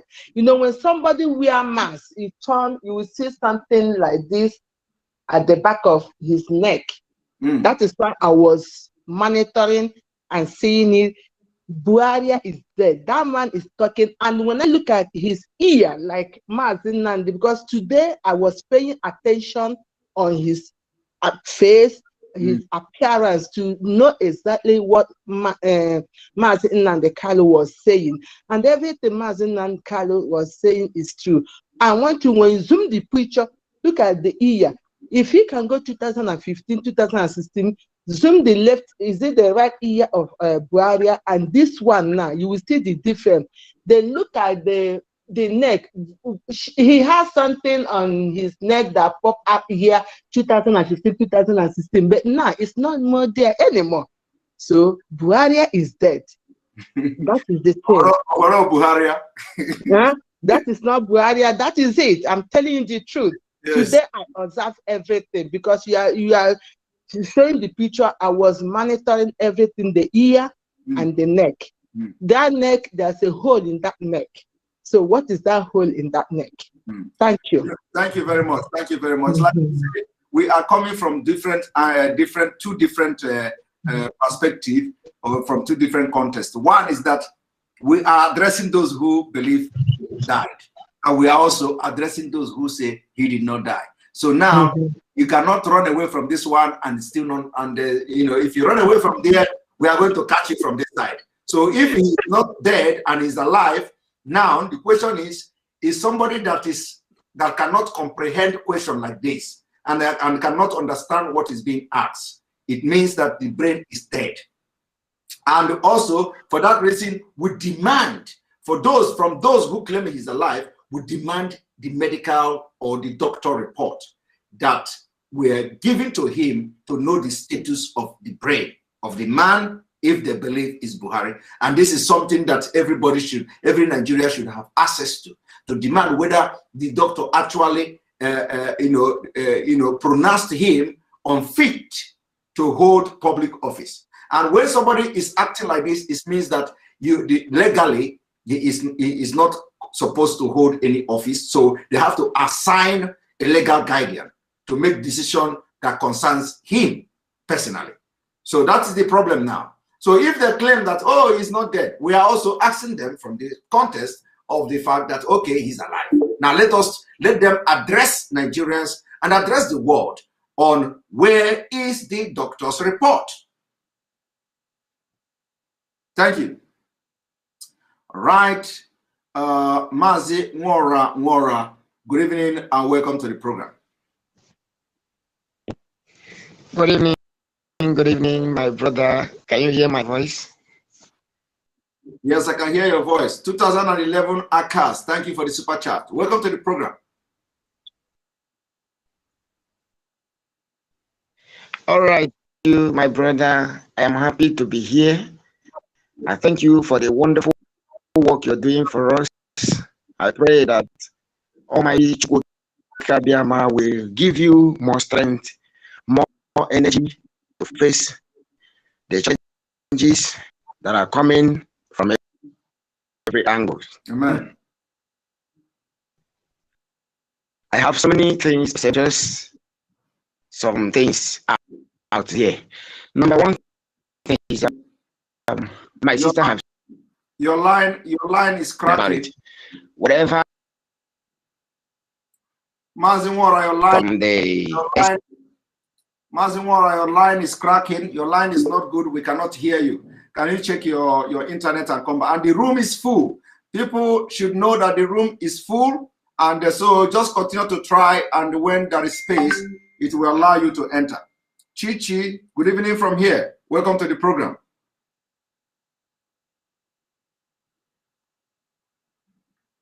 Chichi, welcome to the program. Chichi, welcome to the program. Chichi is not talking. Chichi is not talking. Udia Lord Jr., I remember yesterday you were supposed to talk. Evening and welcome to the program. Yes. Yes. Hello, Mr. Simon. Can you hear me? Good evening from here. You go ahead. 1 minute, go ahead so that every other person can talk. Okay, please. I want to say something, but please do not. It may not. It doesn't require your response, but I have to say it. Oh, go ahead. And to my DOS, I want to send a message. You know, I believe there can be, because I've listened to what is going on and I understand everything that is going on. It is not actually a problem. But I believe there can be different contracts for different people. It doesn't mean that everybody has to sign the same thing. So I want everyone to reach a compromise. Like, we know how it's supposed to be.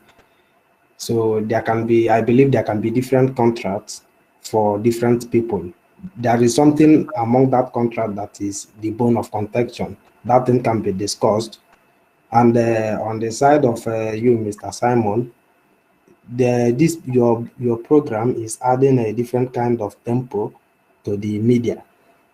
Well, but that thing is incomplete without being on Radio Biafra, because we want it to be on the FM so that people back home, this tempo need to be added to Radio Biafra also.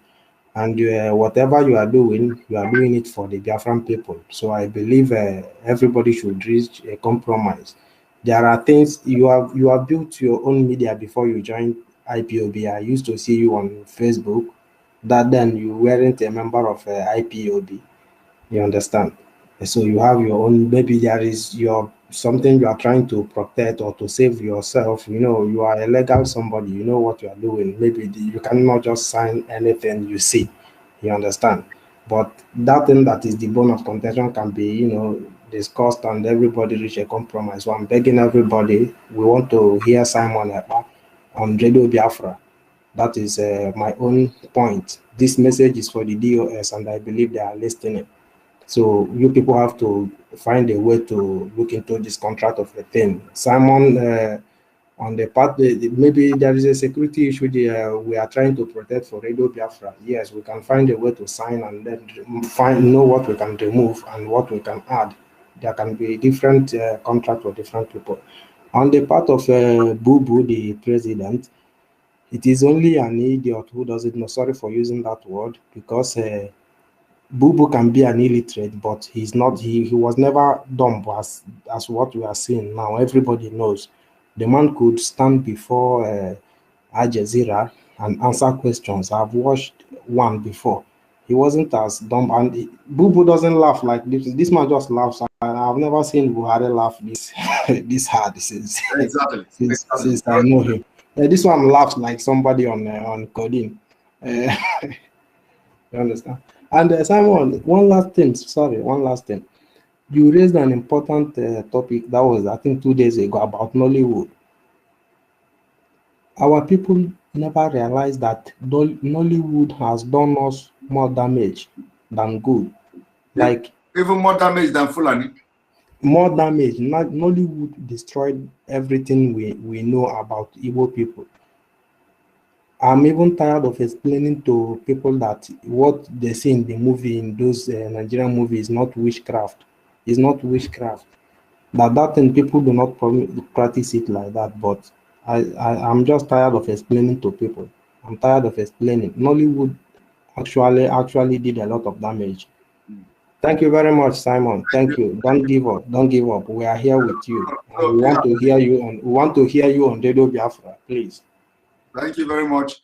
And please, the people that will be talking subsequently, I don't want anybody to bring issue that I did not discuss here. So I plead with every person that is on the waiting list now.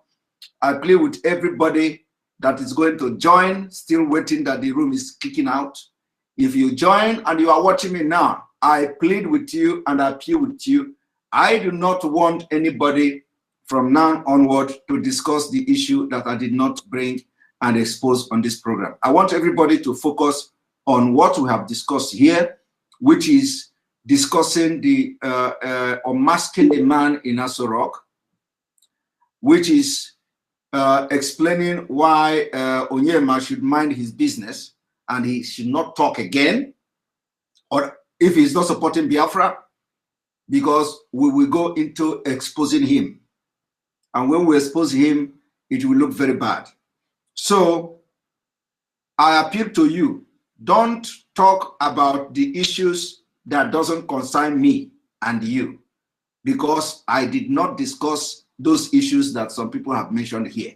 So the two first callers, I have listened to you, and I believe every other person have listened to them. So I appeal to you so that I will not be very rude. You know, some people say that I am very, very rude and very, very arrogant and all that. That Samurepa is very rude, very arrogant and all that. So, but I know myself, I am not rude, and I know I'm not arrogant.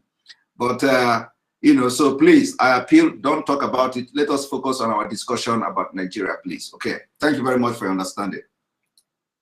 All right, Francis Onyema, good evening and welcome to the program.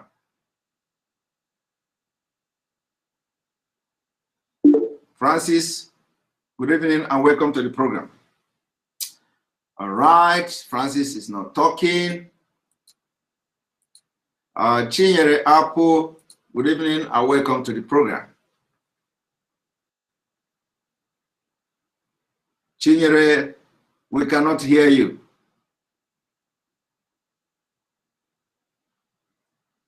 Chinyere, we cannot hear you.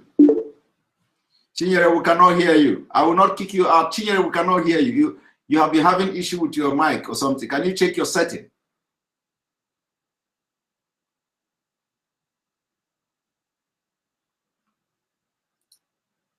Can you check your setting? Simon, are you Igbo or Calabar? Sorry, you are running away. Continue to run. Or Makati. Just continue to run and never stop. Just run, they go. I am a Biafran. I don't know what is Calabar and Igbo. My own is that I'm a Biafran, okay? But as you are running, so continue to run. Thank you. All right, Chinyere, we cannot hear you. Can you check your setting? Unmute yourself.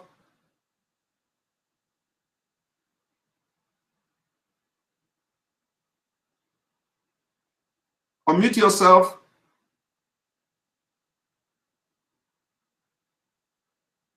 I know that you are talking. I can see your distance moving, but I cannot hear you. I cannot hear you. So please check your distance and come back, Chinyere Apo, please. All right, Mazi Anwangu, welcome to the program. Yeah, blessed good evening, my brother. Good evening. I hope you can hear me very well. I can hear you very loud and clear. Thank you so much. Thank you so much, my brother.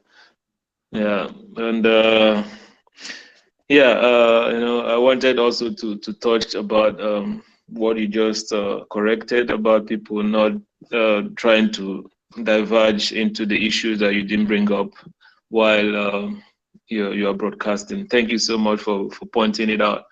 And this evening, I also tried to direct some people on Twitter who were asking when you are coming online and where they can get you and all the rest of the questions. Thank you for going back to the questions and making it clear.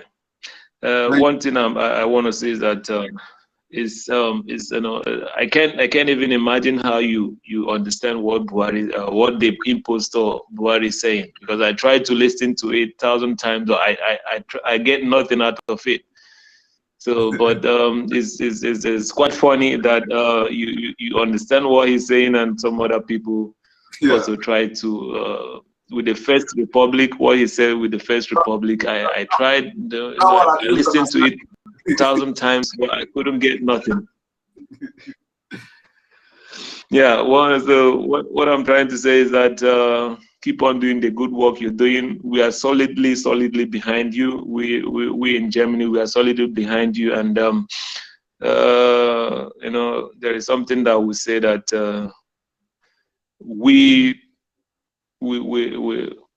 yeah, you know, don't even shake. We are here for you, and we are ready to stick our head where it hurts to make sure that you keep the fire burning. You know, whenever you're coming to Germany or whenever you want to visit here, try to let us know, because we're not trying to come out to show people that we're here, but we'll stick our head where it hurts. You know, so we're not going to let anything happen to anybody that is fighting for us. Once you come into Deutschland, once you come into Germany, we are here to protect all of you who are giving in to make sure that Biafra stands up.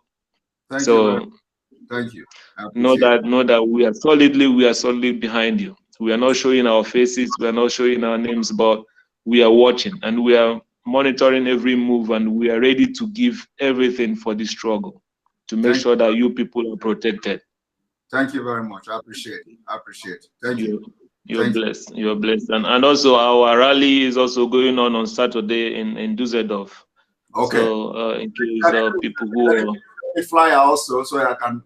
But unfortunately, my Facebook is blocked, so restricted, so I can only showcase it on this on the live broadcast.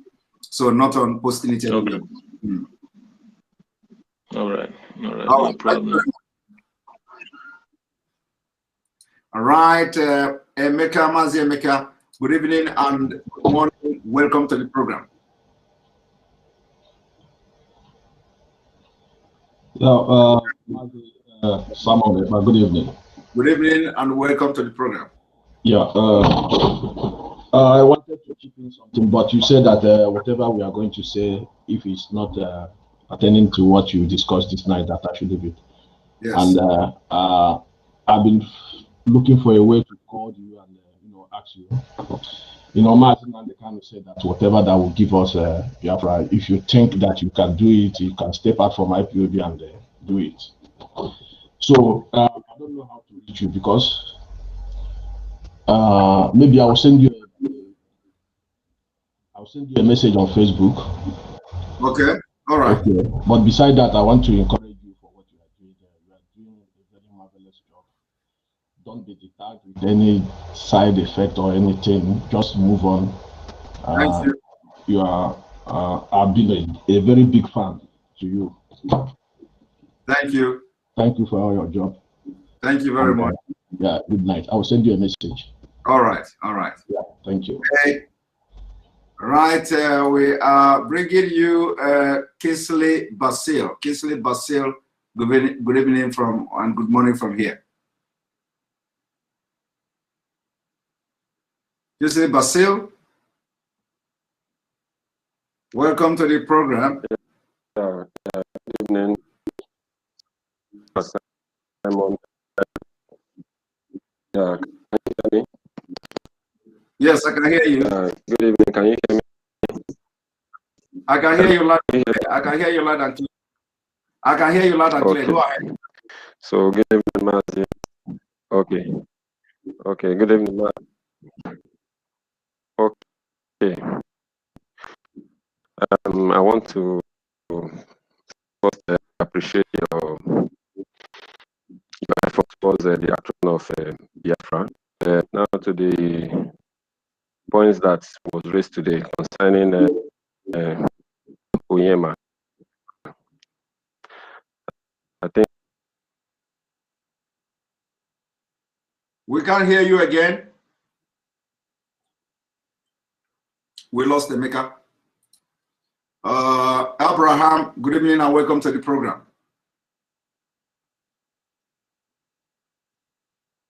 Abraham, good evening and welcome to the program.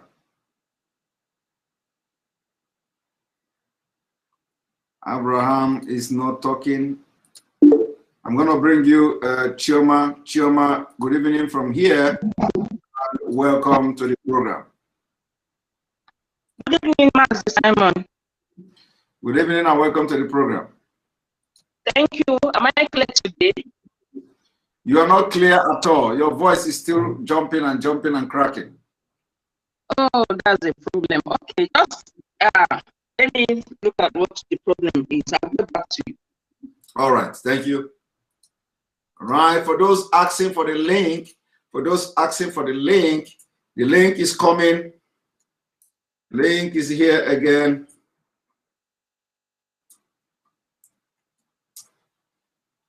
That's the link.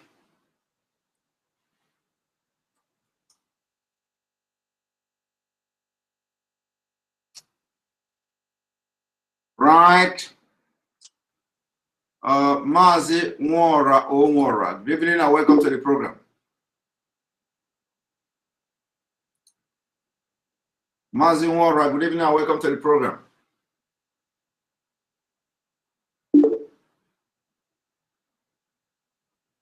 I have the video of the man that disgraced the Falcon in train. I have it. The day I'm gonna use it for a program when the time comes. So yes, I have the video.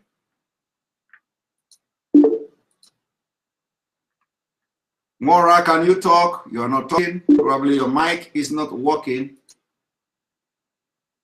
Right. So Mwada Uchechi, good evening. Welcome to the program.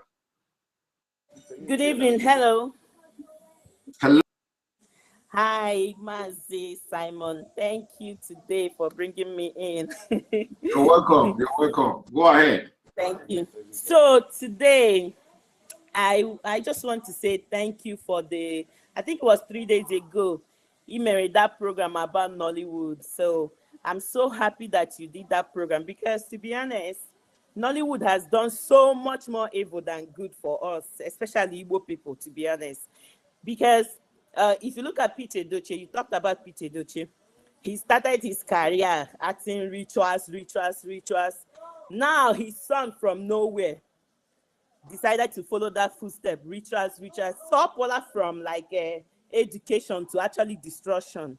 Now the next person I went is Zubi Michael, or Wale Zendara, acting armed robbery. It's like there is nothing else they have to offer. It's no more educating people, but destroying.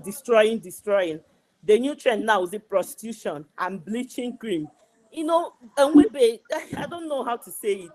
It has totally become a negative avenue for young people, especially in Biafra land. And then Onyema.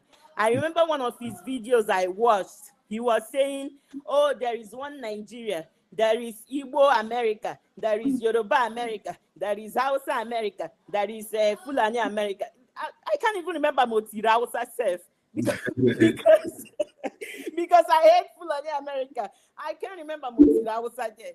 But this is to show you how stupid these people are. I'm so happy that they are now visiting him, and this is just the beginning. This is just the beginning. Oh, they think after killing their people at home, these people will leave them. Oh, I'm sorry for all of them. Thank you so much, and I love how you do your program. As things are happening, you're breaking it down for us. I am so proud of you. Thank you so much, Simon. Thank you very much. Thank you very much. I appreciate that. One no the she can hear me again. Oh, you're on board. I did here with Madam. All right. Thank you very much. Oh, Mazia Bekagala the other time. So. Yes, thank you very much. Thank you. Yeah. Thank you. We are here in California, United States. All right. Thank you very much. Thank you very much. All right. My regard to your family. All right. Thank you. Bye. Bye. Right. Kingsley Basil, is your gadget now functional? Can we hear you? Yes, it is. Okay, can you hear me now? I can hear you loud and clear. Go ahead. First, I want to talk about Onyema. With his recent, I use the word utterance now. It goes to tell you that most of us human beings, we seem to be very, very serious to solving problems when it concerns us personally. Yes. Because now he's now going to the root now to tackle his own problems. Exactly. Because this is his own problem. Now, when he tackled the problem of the Niger Delta, we all knew how he addressed it. The same with the Southeast problem, we also knew how he addressed it. So he thought he is for his own. His own is just to silence the agitators who were trying to represent the interest of the entire people. Yes. That was his own way of tackling that, because he also wants to protect his own interest going forward. So he didn't see that he knew the real thing to do, but for his business to continue and to continue to flourish, he feel that, yeah, this is the better way to do that. Now it has come to his own problem now. He can imagine for somebody to stay up to 6 months for his plane not to fly, goes to tell you that he really wants to solve his problem. He did not care the money he is losing on these 6 months that he has not flown the aircraft that he has that is on ground. He didn't care, but what he was after now, or what is after, is to solve that problem. Let him solve it. So, and this is what we expect from most of our elites, and they are not doing it. This is what we expect from a lot of them, but they are not doing it. Now, because it has come to his own problem, now he wants to address his own problem from the roots. Now he's calling on the National Assembly. We all know, he knows that whatever custom is charging him is not in the law. Yes. But some other shoddy businessmen, they want to let me continue. After all, it's Nigeria. But he said, no, let me solve this problem so that this does not continue. Yes. So it shows that we are very, very selfish in this country. That is what it shows, that we are very, very selfish. That is, by the way, now to the exposition of Buhari, of course, except he's the person who is very dumb that does not really know that Buhari is long gone. For me, I have always maintained my stand on that since our leader has exposed that Buhari is long gone since 2017. I've always maintained that, and every video they come up with, I have even joined in analyzing those videos, because I know that all of them are just make-up videos, just to, from time to time, make us believe that this man is alive. But we all know very well that, or I know, maybe not everybody, but I personally know that he is not alive. Can imagine the entire period of last year that every world president were from time to time addressing people on the issue of COVID-19. How many times did your president, or they showed us, it was just about a 20 minutes video for a whole year. For a whole year, 20 minutes video that was copy and paste whatever, just to make us believe that, yes. But other world presidents, almost on a daily or weekly basis, they were coming to address and give us updates on what is happening. But our so-called presidents never did that. And look at also the Hajj. Normally, if it were to be that Buhari was alive, of course, this Hajj, he would have attended this whatever. He would have been in Saudi Arabia, at least to mark whatever celebration that they're having now. But of course, he cannot be there because he's also afraid, so that more exposition does not also hold him up there and things like. So these are some of those things that we also prove to us that this man is not Buhari. Now, also, if the wife has long gone to Dubai to continue to enjoy her life. Now, the question is, if that was her husband, or this is the husband that we call Buhari, or this is her husband that we call, of course, there's no way this woman would have abandoned her here without just saying anything. So these are many, many proofs to let Nigerians know that the man in AsoRock that they tell us that is Buhari is not Buhari. So thank you for your work, and we'll continue to let those in AsoRock know that we, even if any other Nigeria or every other Nigerians does not know, but we mostly in the Southeast, we all know the game they are playing, and we all know that this person in AsoRock is not Buhari. Thank you for your effort, and we'll continue to pray for you, and we'll also continue to pray for our leader and all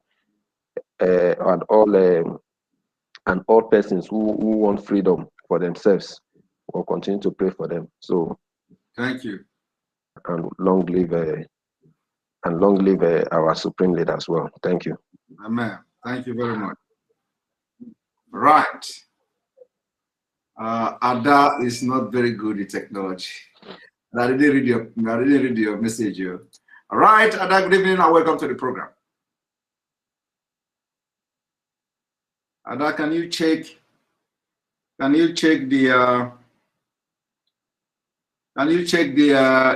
to mute yourself? Can you check and unmute yourself?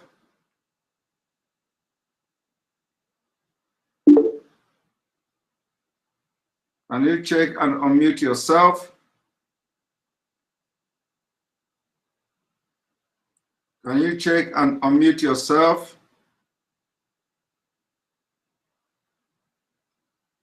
Can you check and unmute yourself? Right.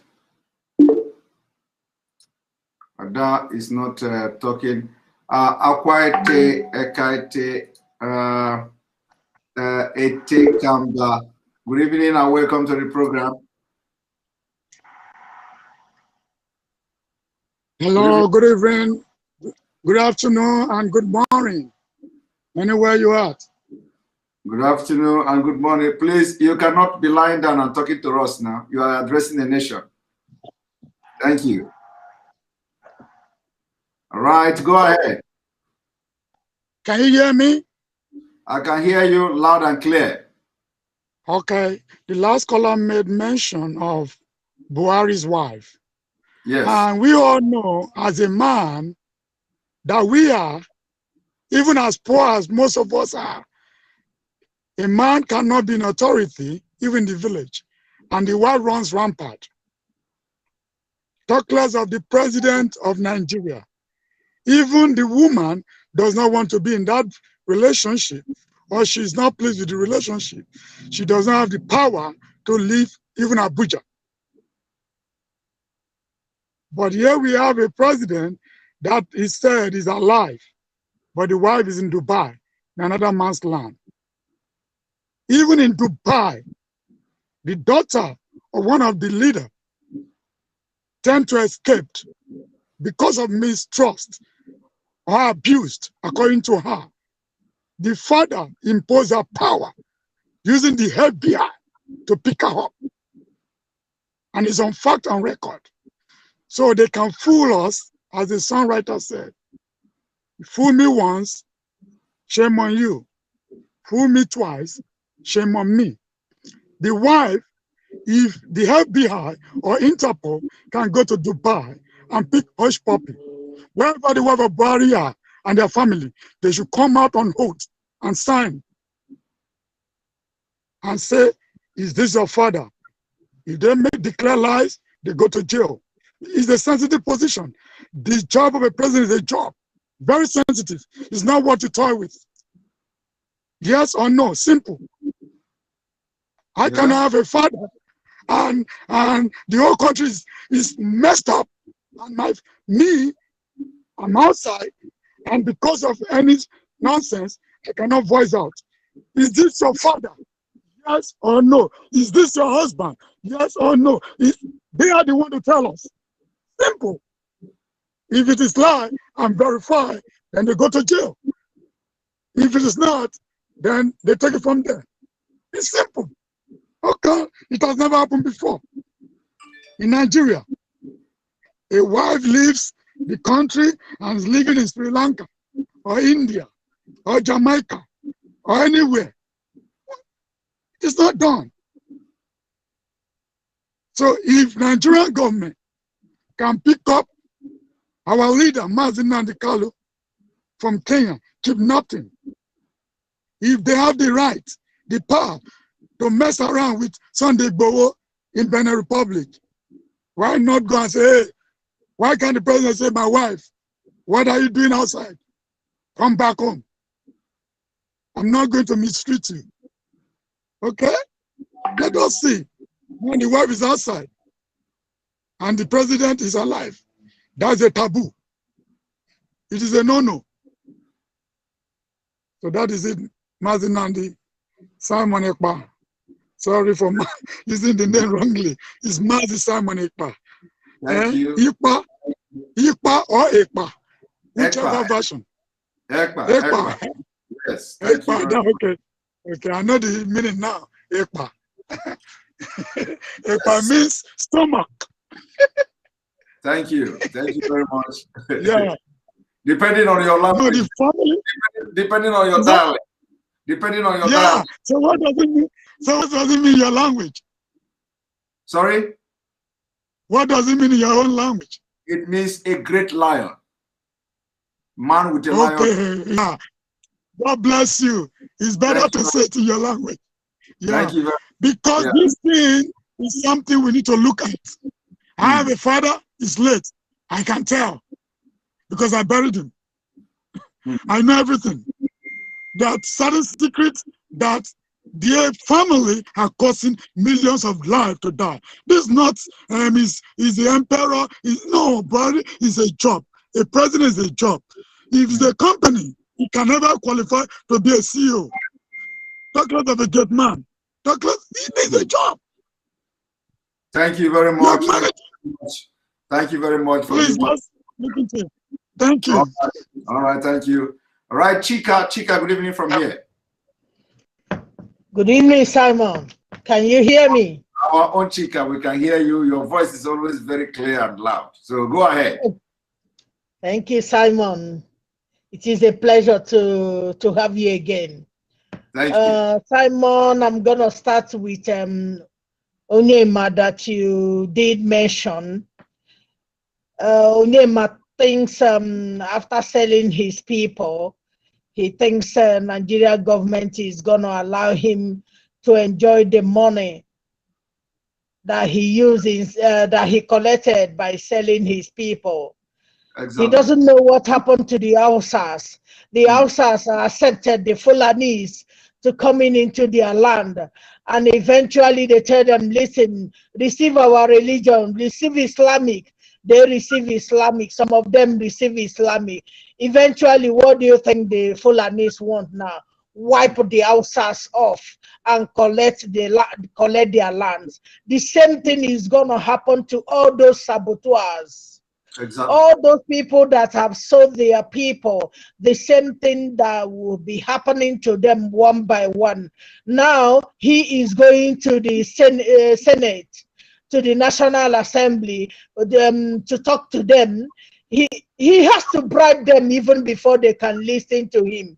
So all the money that he has made through all the rubbish he did, now he's crying out. Who is going to listen to him? He thinks Nigerians or he thinks Biafrans are going to listen to all those shit that he's talking about. His plane, you know, is like when you park a car in a place and you are not warming it because you don't have the engine or the necessary equipment to warm it. You know, the more you pack it one place, the more it's going to start rotting. So the same thing is going to be happening to his plane that he has parked on the ground. And in case of Buhari's case, with what do you call it, with Obasanjo, I'm surprised the way Obasanjo thinks that he's educated. I'm surprised up to all the things that we've been hearing, because I remember when Buhari was asked about who is Buhari, he started thanking the teachers that taught him in school when he was in primary school. You know, you look at it, you say, shame on all Nigerians who says they are PhD holders, they are senators, they are this, to have somebody like Buhari, you know, to be leading them. They ask him one question, he's using rubbish to answer it, and they are all sitting down there, even the journalists. They are all sitting down there laughing like idiots. You know, they think they can hold 200,000 people in ransom. They can hold it up to 2023. But come 2023, something must happen or everybody perish. Thank you, Simon. Continue your good work. Continue your good work. Don't listen to what that person is saying. That person is saying, Simon. I was born and brought up in Lagos. Biafra spirit caught up with me. Even sometimes I'm wandering in my house. I said, but actually, I don't have anything to do with, I am an Igbo. My parents are Igbo. I was born and brought up in Lagos. Sometimes I say, well, what has come over me? You know, I came to Europe and we are living comfortably, like you say, like you are living comfortably.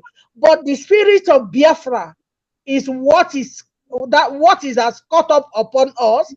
And we are doing all our best to make sure that Biafra will come and we will tell them, listen, now handle your country. We are comfortable in every land we find ourselves. Some of us find ourselves in Britain. Some of us find ourselves we establish ourselves.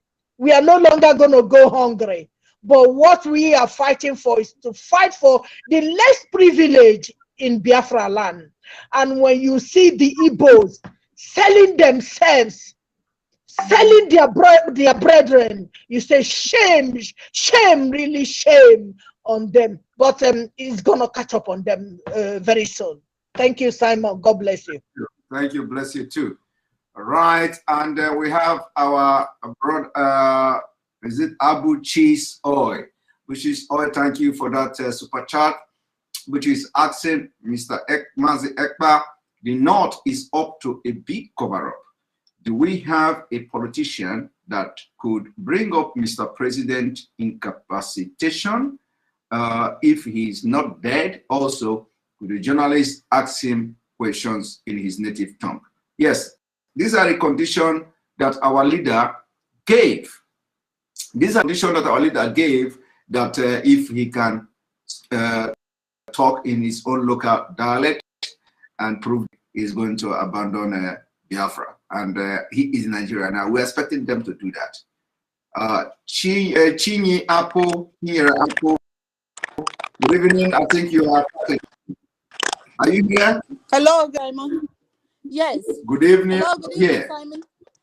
Can you hear I me? can hear you loud and clear. Yes. Okay.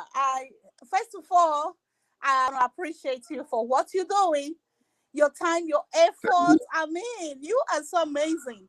You called for this job. You called for this duty. Man, do not listen to no one. We're so proud of you. Okay? Thank you. Thank you. Your time is so rare. And, thank you for making us laugh today, because after the extraordinary rendition of our supreme leader, it's been so difficult for us to even smile. But today, God sent you for this mission. You made us laugh, and you can see my emojis. I was just cracking up. Thank you so much, Simon. Yeah, it made my blood pressure to reduce a little bit today. Yes. Okay. Yes. So let me thank you again for debunking. What's his name? Onyema, right? Yes, Onyema, yes. The Peace Airline guy. Yeah. Man, who could have thought about what he did, right? Nobody was thinking, towards that area. The analogy you proved it, the details and everything. That is so amazing. Thank you so much. You are so smart. You may not know that you are super smart. And also about the so-called Buhari. Of course, our leader, he is super right. He has always been right? So the problem is with the Nigerians. Those people who call themselves Nigerians, right? They do not reason. And that is why ordinary nomadic are using their brains, to ride them like cows. And it's like, last time when you tweeted about their business, the voodoo they put in the cows, I think that is what is affecting the brains of millions of Nigerians, except us that are core Biafrans, right? So now the question is, which of the Buharis are the so-called journalists, right? Which of the Buharis are they interviewing? Yeah. So this whole thing is so crazy that Buhari is no more, and I would even advise our people to kind of tag him on Twitter, tag these people on Twitter, tag them on Twitter, and also Onyema. Before this program, I tried to look for him on Twitter to tag him today, but I'm going to try again. I tried something to tag him. He's not on Twitter. I didn't see him. I know that last month I tagged him for something, which you debunked. I tagged him and challenged him. He probably deleted his Twitter handle because that's what they do. Some of these governors, like Ifeanyi Ugwuanyi, they did the same thing. Once you challenge them on Twitter, they just delete the account, right? So, I mean, we got to keep on keeping on. Thank you so much. Thank you. Thank you very much. Thank you very much. Bless you, sir. Bless you too. Appreciate. Bless you too. And we're going to bring you Alenora Okoro. You have been going on and off and on and off. And whenever you get to your turn, you go off. So I'm going to bring you in now. Good evening from here, our own Alenora Okoro. Are you there? We can't hear your voice. Can you check your setting?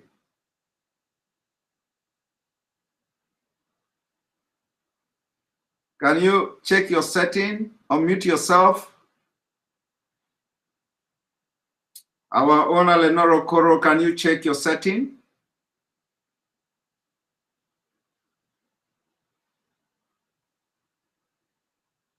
Yeah, I know you can hear me, but we can't hear you. We are not hearing you.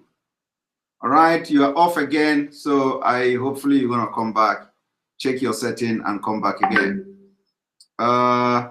Egibwe, welcome to the program. Stella OKK, thank you for your super chat. Mazi Simon, I love how you smile in every situation. Your smile is a lifesaver. We love you. I love you too. Thank you very much for your encouragement. We have to be smiling now. What can we do? You go, are you going to hold me on the ground and you say I should not smile again? I will be smiling. So at least it is free of charge. I'm not paying for it. And I was even told by doctor that smiling is adding to your health. You know, it is, making your head to sparkling your health a little bit. So it is free of charge. So why shouldn't we smile? Thank you very much for that super chat. And again, Ugo Omega, Nigeria, we always try to bring you down to nothing once you are not a Fulani man. Biafra freedom is the only hope we have. Thank you very much. That is true. Completely true. I agree with you. All right. Kisili Basil, I believe you've spoken. Kisili Basil, you've spoken on this program, right? No, I have. Sorry. Yeah, so you need to go because other people are waiting. Chisom, good evening and welcome to the program. Yeah, Mazi Eba. Welcome to the good morning from here. I hope I'm coming out loud. Yes, but you have 1 minute, so do fast. Okay. Aisha Buhari has said everything. She said there is no man in Nigeria. In the night that they will come and lick the shoes of two people that are holding Nigeria. So this woman has vomited everything. If a woman will be in his husband's house and say there is no man, we know what it means, where we came from. So that woman on my own, I still tip that woman as an honest woman. Till today, I still tip her.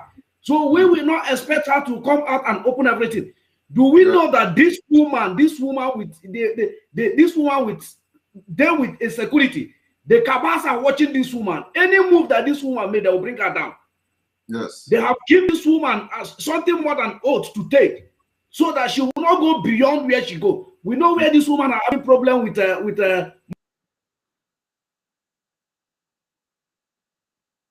when they shoot gun in AsoRock, they seize her aid.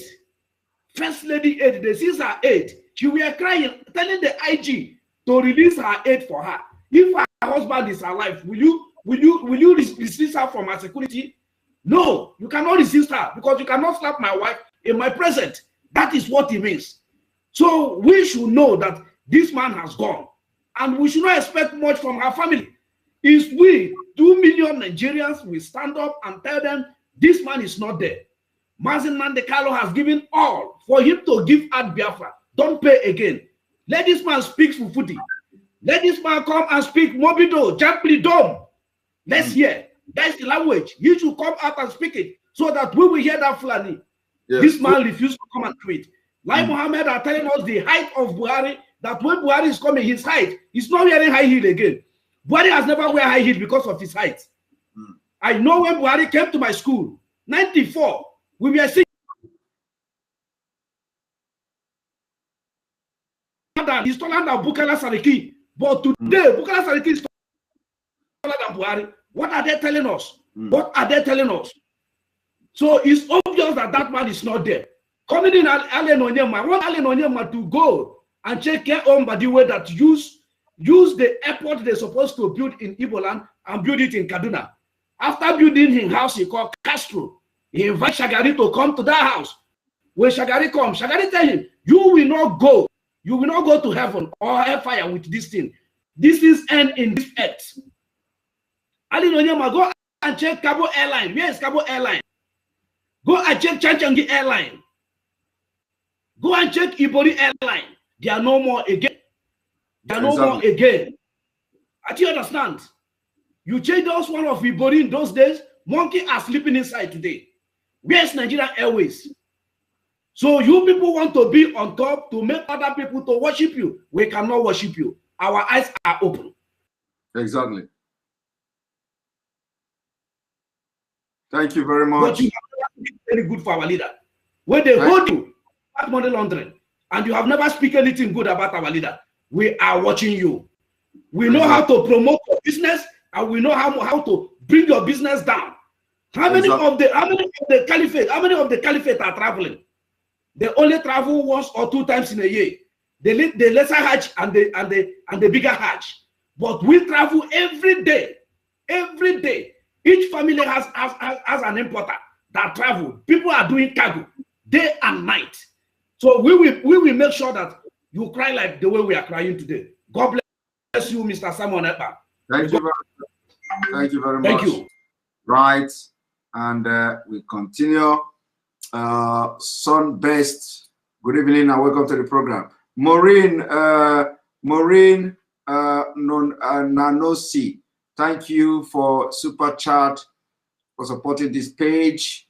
We appreciate you. Open Mind, thank you for your super chat for supporting this page. South plays by the rules, but not make up their own rules. South emancipation need to follow different routes, can't dialogue with uncivilized person. This is completely true. I agree with you. It is not by dialoguing with people that are nomadic completely. You can't get anything with that. Sunbest, welcome to the program. Are you there? Sunbest is not talking. Is not talking. Paul Abang. Yeah. Welcome to the program. Yeah, Mr. Simon. Good evening, sir. Good evening from here and good morning from you. Yeah, I'm so excited. You know, based on your exposition today, as for me, Buhari is dead and everybody knows that. But it's just that it's quite unfortunate. They fully in the south. They're so illiterate. They are wise. They say they are airlights. Sometimes when you begin to call them airlights, I'll be like, who make these people airlight? Because they are not reasoning like airlight. In the other way around, I came to understand that Nigeria, according to the history, how the country came and became together, Nigeria has never been a country. I just see it as a British company managed by the Northern Fulanese Caliphate, and everybody that has opportunity want to come and get his own part of the benefits, just like what Alan Onyema is doing, but not knowing that one day he will still go down, because no one have ever rise from the south and remain there forever. Just like when Herofai came out and said, and Dangote is the richest man. Jimmy told him that because for all everything I gave to him, he then gave him that kind monopoly, he will be richer than him. So we are just praying that God should just continue us to don't leave this struggle to come to fulfillment. And also, this is when I left Nigeria, that's when my eyes opened. I begin to understand that. When I begin to follow this teaching, my eyes begin to open to know. But most of the time, I will not blame most people that are there, because they make the system so difficult for them. They cannot even sit down to think and reason well. So God bless you too much. I say thank you very much from here. Thank you very much for your comment. We appreciate you. This is Dora from Warri, your Warri sister. Good evening from here, Dora.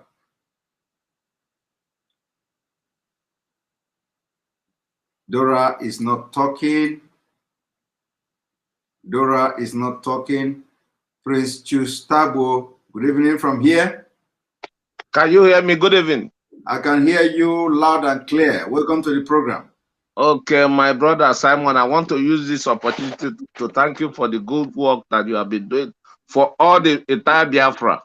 Thank you At very the same time, please keep it up. Do not listen to all this side talk. These people, they are trying to bring problem between us, we Biafrans. Do not listen whether somebody criticizing you that you are going to broadcast in Radio Biafra. Do not listen to them. Those are agents of devils. People are using them to bring problem, disunity in ourselves. You understand me? And at the same time, I want to announce to all the Biafrans, please, we are going to have this from Friday, fasting and prayer against on 26th, being on Monday. Please, if you can do fasting 6 to 12, 6 to 1, 6 to 6, anyone you can do dry fasting. Please, as we are doing it, be putting our leaders into prayer. Please, we need his freedom. Please, everybody, starting from Friday, 6 o'clock in the 6 a.m. to 6 p.m. in the evening. Please, everybody should take note. Let us have 3 days fasting from Friday to Sunday. That's what I wanted to say for now. My brother Simon, keep it up. Thank you very much. Thank you very much. Yeah. Thank you. And then this old Tom say it's unfair to stop Mazinam the Kano Igbo why armed headers are not checked. Autumn. Abuchi Oi. Abuchi Oi, good evening and welcome to the program.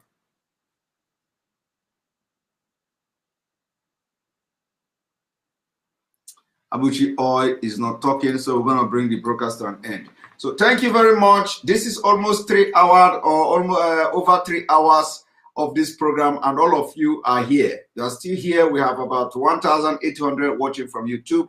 You are all here. Thank you for watching and staying. Share this video. It is long, but you can still share it for people to watch it and tag Onyema. Tell Onyema the first 1 hour we invested that 1 hour on him.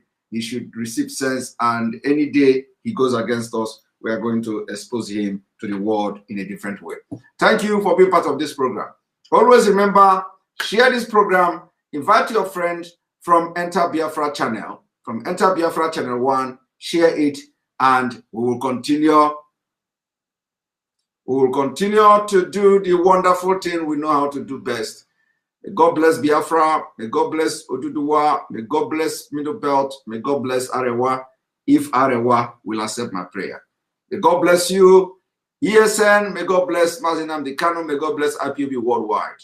May God bless Sunday Igboho and all Yoruba and Oduduwa agitators. May God bless you watching me. See you tomorrow. Tomorrow is another day. We are going to continue the part 4 in Unmasking the Man in AsoRock. Thank you very much and remain blessed. Good night.